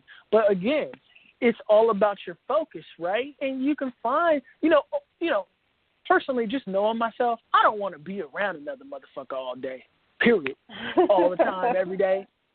So yeah, though romantically, to romanticize, not like romantically thinking about my best friend for those that may take that out of context, but like how we romanticize periods, time periods, and have these romanticize things in movies by just making it look more glorious, more perfect than it truly is. To look at that in a romanticized kind of way, it's like, yeah, I would like to have somebody that I know when I go out with, but it's like, what about when you guys are getting on each other's fucking nerves? You know, like, or when you want to go move in this direction, but they're tugging in that direction. But you have that obligation, that pull, that connection that makes you want to stay, because those same kind of things that keep someone in an intimate relationship or keep someone in a friendship. So to have those detachments is a benefit, and you can come together. You know, I feel like even in, you know, I like in my relationship, I like to have, it's detached, but it's also I can come together. It's like I'm not feeling like I'm gonna die without you, but I value your presence a lot and your gift to me. But it's not like a romanticized movie where dude's like, I don't know what I would do without you. It's like, look, there's enough of me to fill up a lot of shit. So, you know, that's not even how it's supposed to be, just from a spiritual perspective. Because that's why they tell you love yourself, then somebody will show up and love you. You can't love yourself. If you don't love yourself, you can't love another person. Don't expect a person to love you if they don't love yourself, if they don't love themselves. So all these terms are showing you that you're supposed to be focusing on figuring out, building this sense of serenity. Shout out to Angelica's company, Serenity, CMD, in yourself. And then, you know, everything that you have out that comes extra is just icing on the cake. That relationship that's intimate, that friendship, maybe those acquaintances, those business partners. It's like, you know, I feel good by myself, but I feel good when I'm with y'all too, and we help each other feel good. Not, I can't stand being alone. You know, there's some people that can't stand being alone, and that's a problem. That's a problem, because that means you're externalizing and running from yourself. And then you're probably a person that's also trying to figure out why you don't know who you are. It's like, how can you know who you are if you're always externally focused and you never spend time with yourself? It's impossible. So there goes the whole spiritual representation of the hermit, hermeticism, what it represented to be, those in the tarot card, the hermit, what it symbolizes. Doesn't mean you're like some weirdo that, can't connect with people and is socially awkward. That's somebody that's socially awkward. We have a phrase for that. The hermeticism is that person that can go away and deal with themselves in self-reflection and deep reflection, to deal with the darkness, to come out into the light. Darkness from light. I mean, there's light from darkness is what I meant to say. but it seems like there is darkness from, light. Darkness comes from light too, but I don't know. But anyways, yeah, that's what that hermit is, and that's sitting with yourself. And we tend to never, in today's society, you got your phone, which means you might be in the room by yourself, but you're tuning in, tapping in to another person's energy by way of your thumb. So you're never sitting with yourself. You never know who you are. You're never gaining any kind of stability and firmness in who you are, because looking at online, as soon as you see somebody that does the same thing you do and it impresses you, you then compare them to you. And I'm talking about the average kind of mind here that tends to find themselves in stagnation by overvaluing the things around them. You aspire to be this. When you see someone that is that, you're like, damn, I'm not like that. Let me become stagnant and call it perfectionism. I'm just a perfectionism. That's why I've never put anything out towards my goal, ever. Because I'm a perfectionist? No, get the fuck out of here. I understand what's going on. That wouldn't work on me. Because when you understand that anything is progression. So anyone that's working towards something is literally working towards something. There is no stagnation. You do with what you have. So I'm going to do with what I have, the best with what I have, until I get something better, and then I'm going to work with that, and then I'm going to work with that until I get something better, and I'm going to do the best I have with that until I get something better, and then you end up a person that seems like they have it all figured out to people, but you're still a person trying to grow. Nobody you're impressed by in the realm feels like they're done, which you have to understand. They're still growing. You feel like they're some master. They feel like they're still working towards something. I tend to study musicians a lot, whether it doesn't matter who the fuck it is, who it is. And I'm not even going to tell y'all because I know there's somebody trolling me that's going to try to jump on my frequencies and swagger hack me. So, I'm sorry, y'all.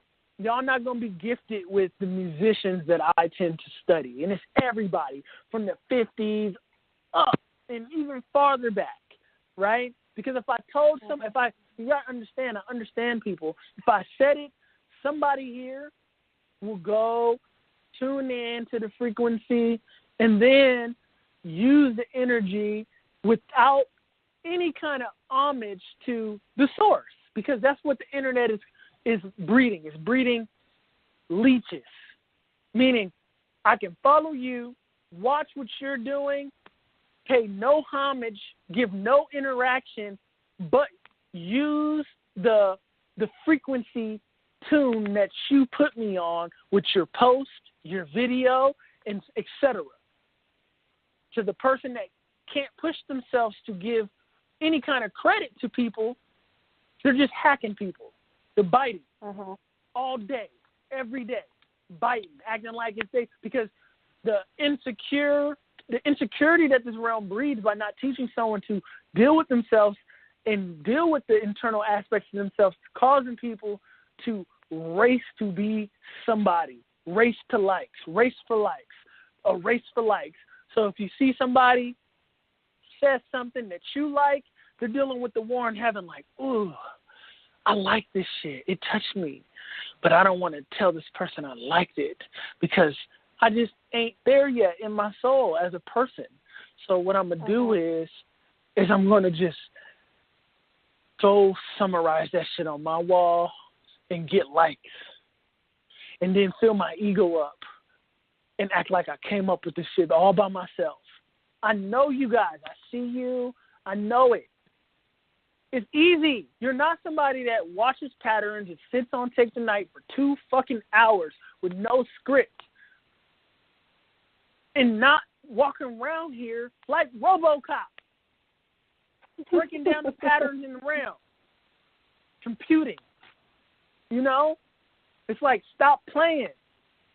And it's like I give people opportunities to be real and honest and build a connection, like you said, a true connection.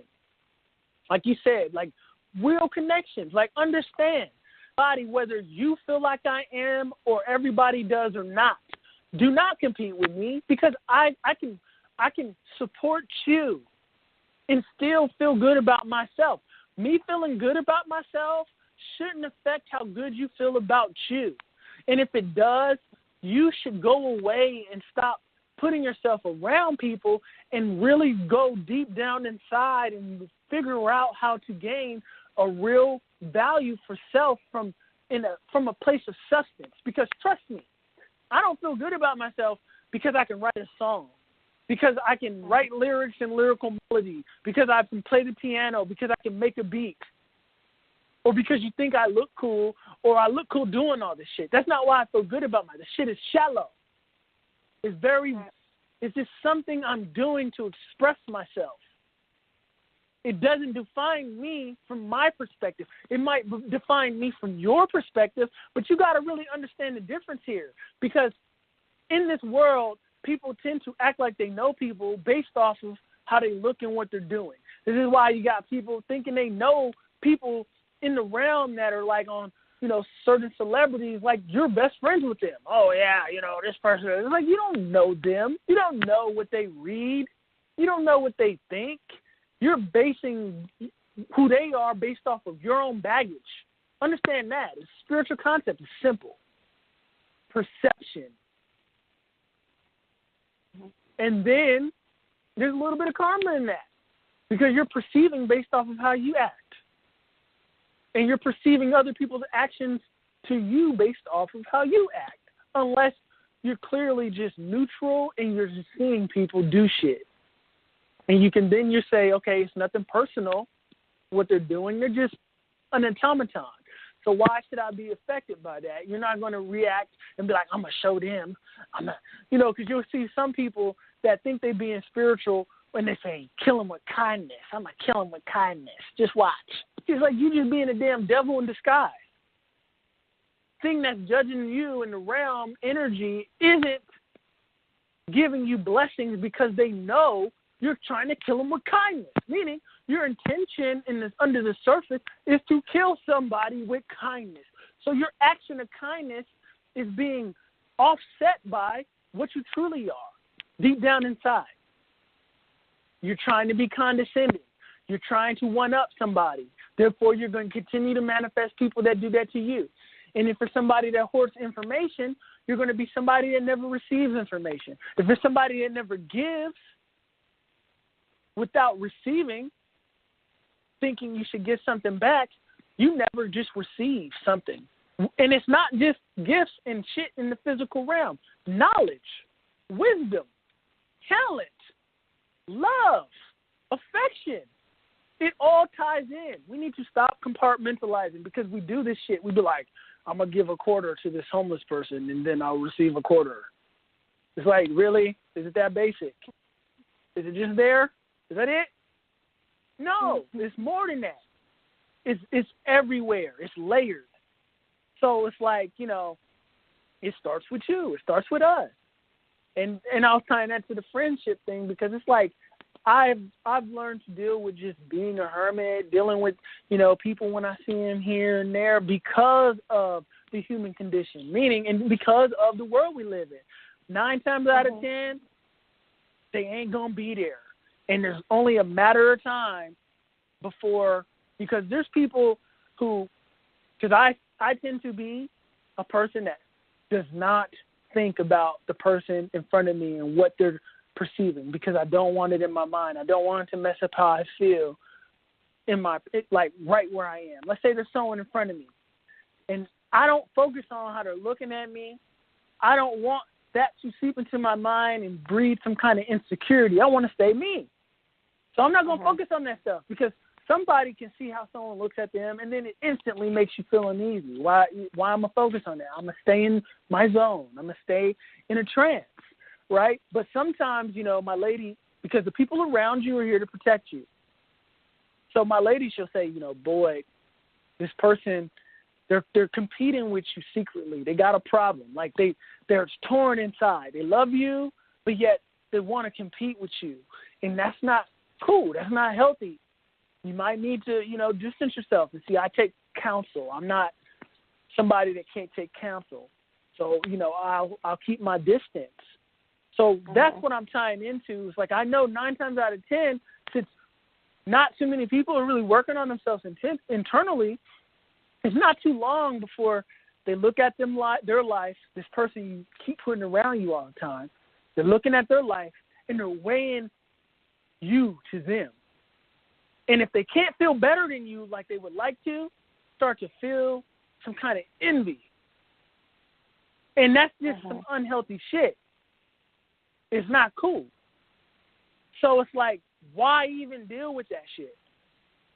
You know, like, I'd rather keep someone on the distance before I, you know, have conversations, see who they are, see how we interact in moments of, you know, misunderstanding. Like, you and I, Angelica, we've had our moments where we've talked off air and had to come to, you know, some kind of understanding of one another, because, you know, we're getting to know one another. It's a never-ending process, right?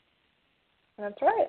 So this is helping me, you know, this is helping me see, you know, like, you know, what is going on, because I like to have people around me that can express themselves to me, so they're not sitting around building up all this self-conceived off of their own baggage and problems internally and using me as the target to let it all off, simply because they have nobody else to project it onto. That's what's going on all the time. And we think we want to be around each other all the time, but where you see this a lot is in groups of women, like friends, how it's like they be friends, but there's a lot of, like, weird shit that be going on. Like, just from the outside looking in, I'll see it a lot. I'm like, yo, that shit is very unhealthy, because they clearly jealous of each other. This one insecure based off of whatever, and they come together for this external thing to go out, but yet they really need to work and come together with, like, trying to get to some kind of common ground of understanding amongst each other, or they shouldn't even be around each other, because they're going to keep having these blow-ups based off of, you know, weird baggage and tension and trauma. It happens with dudes too. You know, growing up, I can reflect on friendships where I realized just simply that, you know, when it comes into odd numbers, like I tell my little sister, when it comes to friendship, odd numbers are always muddy waters, because the way energy attract, two are always going to have a deeper connection and interaction with each other. So we're about to go into after hours, so if you want to call in, you got to call in now, because we're about to go there. But what I was saying is, two people always bond better. So a lot of times you see in groups of 3, somebody's feeling left out. And it'll always shift if the group of 3 shifts. If the person's comfortable with who they are, they're not going to see it that way, like they're being left out. They're going to just be in their own world and be able to interact amongst these two and not be offended by their connection, because they're going to connect, especially if they've known each other longer than they've known you. it's a given, right?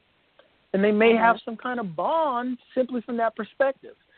And I've realized situations in my life, like looking back retrospectively, like growing up, like high school, middle school, I can see situations like that.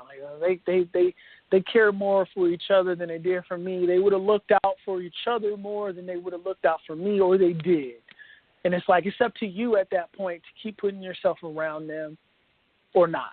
And you'll realize when you're in a situation like that, when that person, when one of the person, when if there's a group of three, and then the two that connect, it's a different kind of relationship between you and the two of them when they're together.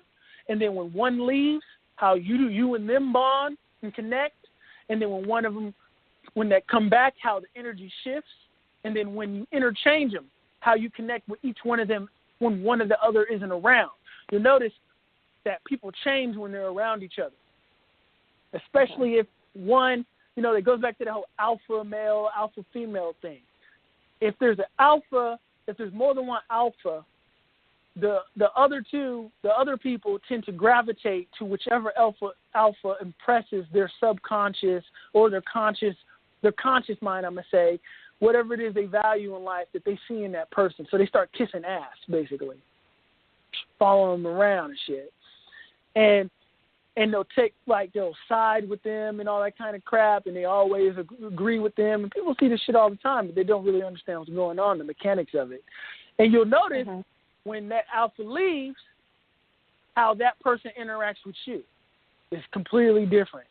Y'all have the best time together. It's like you guys have been knowing each other forever. But then when that other person comes back, there's this. They're torn in two different directions.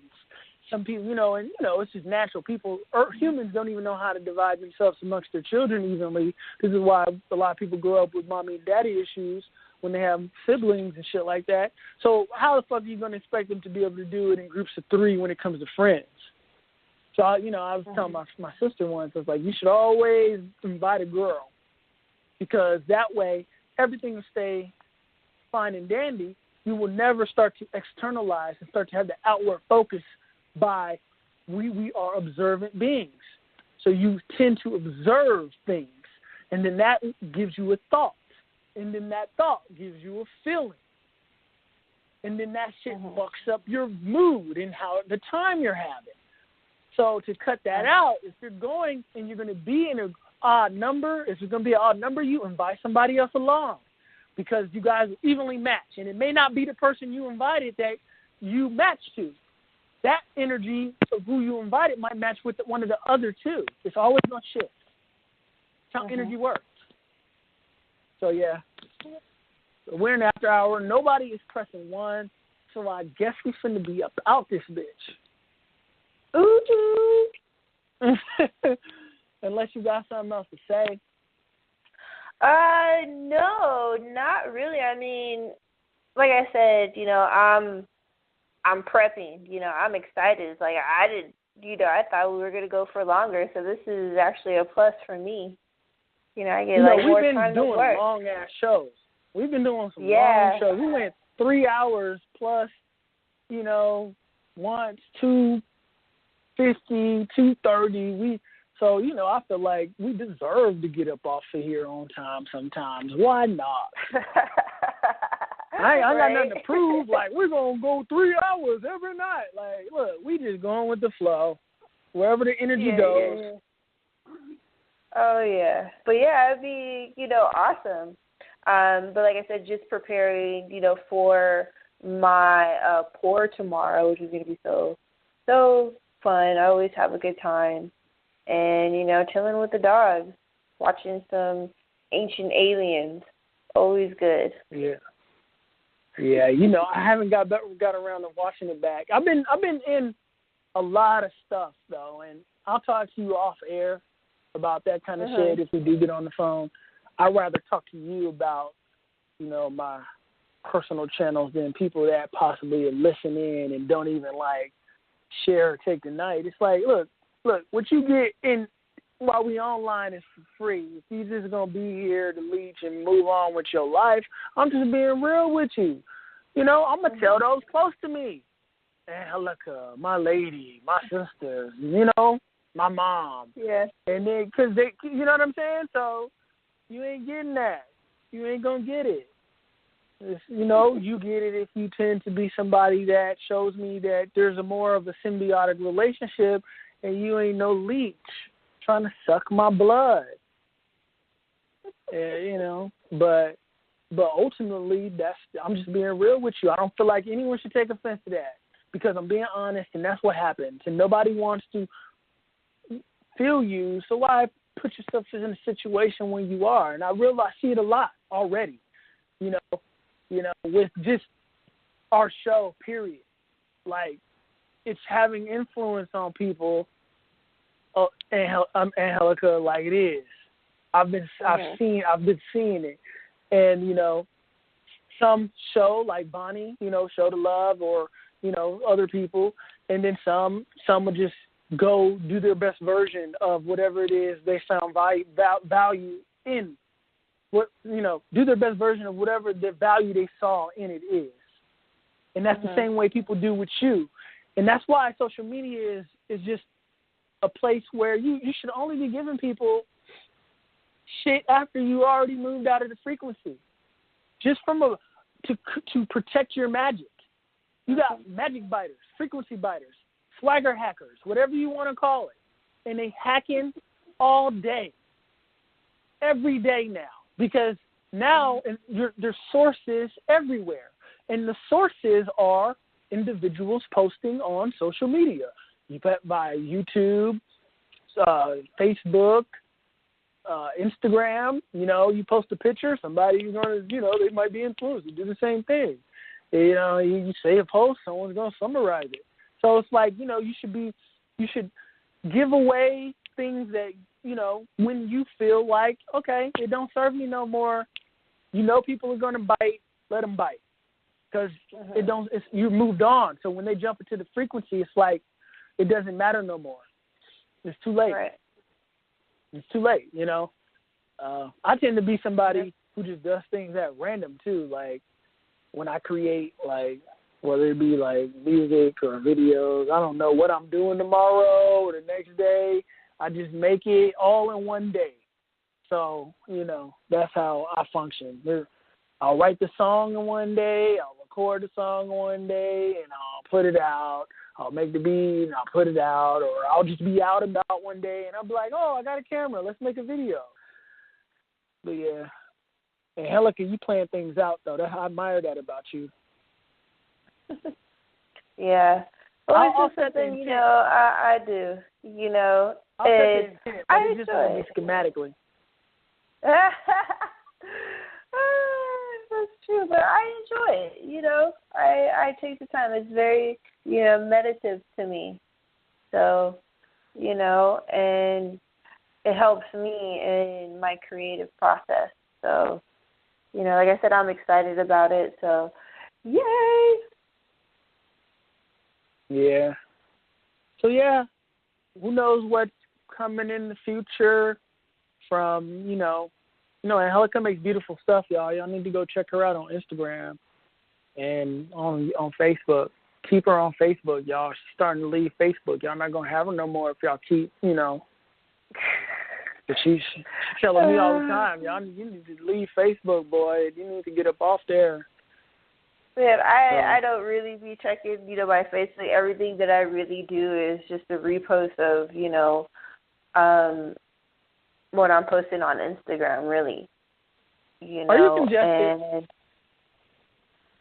Huh? Are you congested? Am I congested? No. Yeah. I'm not congested. You're congested there for me. Because I remember my dream, right? I was like, oh, she sounded a little congested. I was like, I hope. Nah, man, I'm good. Okay, good. Because I don't want you. I'm good. I was like, damn, she didn't get on the tier. Drink some water so that didn't happen. It's always possible future timelines. You see what I mean? Yeah. Yeah. So. But no, I'm not congested. I'm good. I'm good. Cool. But yeah, so yeah. Give out your info so we can go. Oh, okay. So as Boyd was saying, you can find me on social media. That's Facebook, Instagram, Twitter, at Serenity CMD. My website is www.serenitycmd.com, and my email is angel@serenitycmd.com. Yeah, y'all check her out, man. Angelica's powerful. She's a powerful lady. She knows her magic. She be doing it. You'd be surprised some of the stuff she tells me she be doing. Yeah, y'all be like, damn, because she gets down.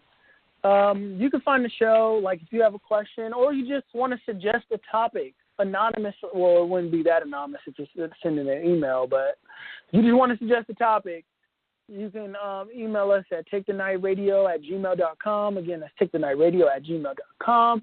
You can also just hit me up on Facebook, or you can hit her and Angelica up on Facebook or Instagram and suggest a topic or whatever there too. But you can find me on Instagram at It's Simply Boyd. That's It's Simply Boyd, and that's actually ITS Simply Boyd. So you want to have two S's there next to each other. It's Simply Boyd at Instagram.com. Twitter's the same. You can find the show Tonight Radio, and you can find us on YouTube at Take the Night also. If you put in like page search, Take the Night, we're on YouTube. And some people rather listen to the show on YouTube rather than Blog Talk, because Blog Talk doesn't tend to let you skim. You know, some people like to skim shit. They you know, hey, but you can skim on YouTube. And I also just post on Facebook. So you can find me on Facebook at Boyd Coleman-Ransom. And that's because somebody, yeah, but anyways. But yeah, you can find me on on Facebook at Boyd Coleman-Ransom. And you can just write me if you send me a friend request. I don't accept people right away, but I get around to it. So then you can just write me, and then I'll tell Angelica and Dee, and then we'll see what's up. That's how we work. It's a democracy, a real one. You know what I'm saying? So, yeah, thank you for listening to Take the Night. We haven't discussed what we'll be talking about on Monday yet, so I don't know. You'll probably know Friday. And probably know Friday or maybe Thursday. And then, yeah, I'll give you guys a heads up, and then you can tune in, or you can always catch us. I'll post everything the day after. So thank you for listening to Take the Night. We hope you enjoyed the show, hope to have you listen more often, and hope you get comfortable enough to interact and just chime in. And, yeah, have a good night. Focus your mind. Don't get sucked into any kind of bullshit that you know you don't want to be involved in. Right now, you know who you want to be. You know where you want to go. You know what that entails. You know what kind of feelings, what kind of people are where you want to be, what kind of interactions are where you want to be, what kind of emotions are in the future space with interactions with these people that you want to be. You have to be that, and then you'll get there. And right now is the time to hold that while this moon is going up to be full, and I'm sure I'll remind you briefly in our next show, because we'll be doing shows while the moon is building. So, yeah, have a good night, and thank you again for listening to Take the Night on Blog Talk Radio. I'll take the night, I'll take the night, I'll take the night, I'll take the night, I'll take the night, I'll take the night, I'll take the night, I'll take the night. You have a heart that's divine, deserving you all, girl, you're mine. Eternity's ours, yeah, you're mine. We'll live a life, I'll take the night.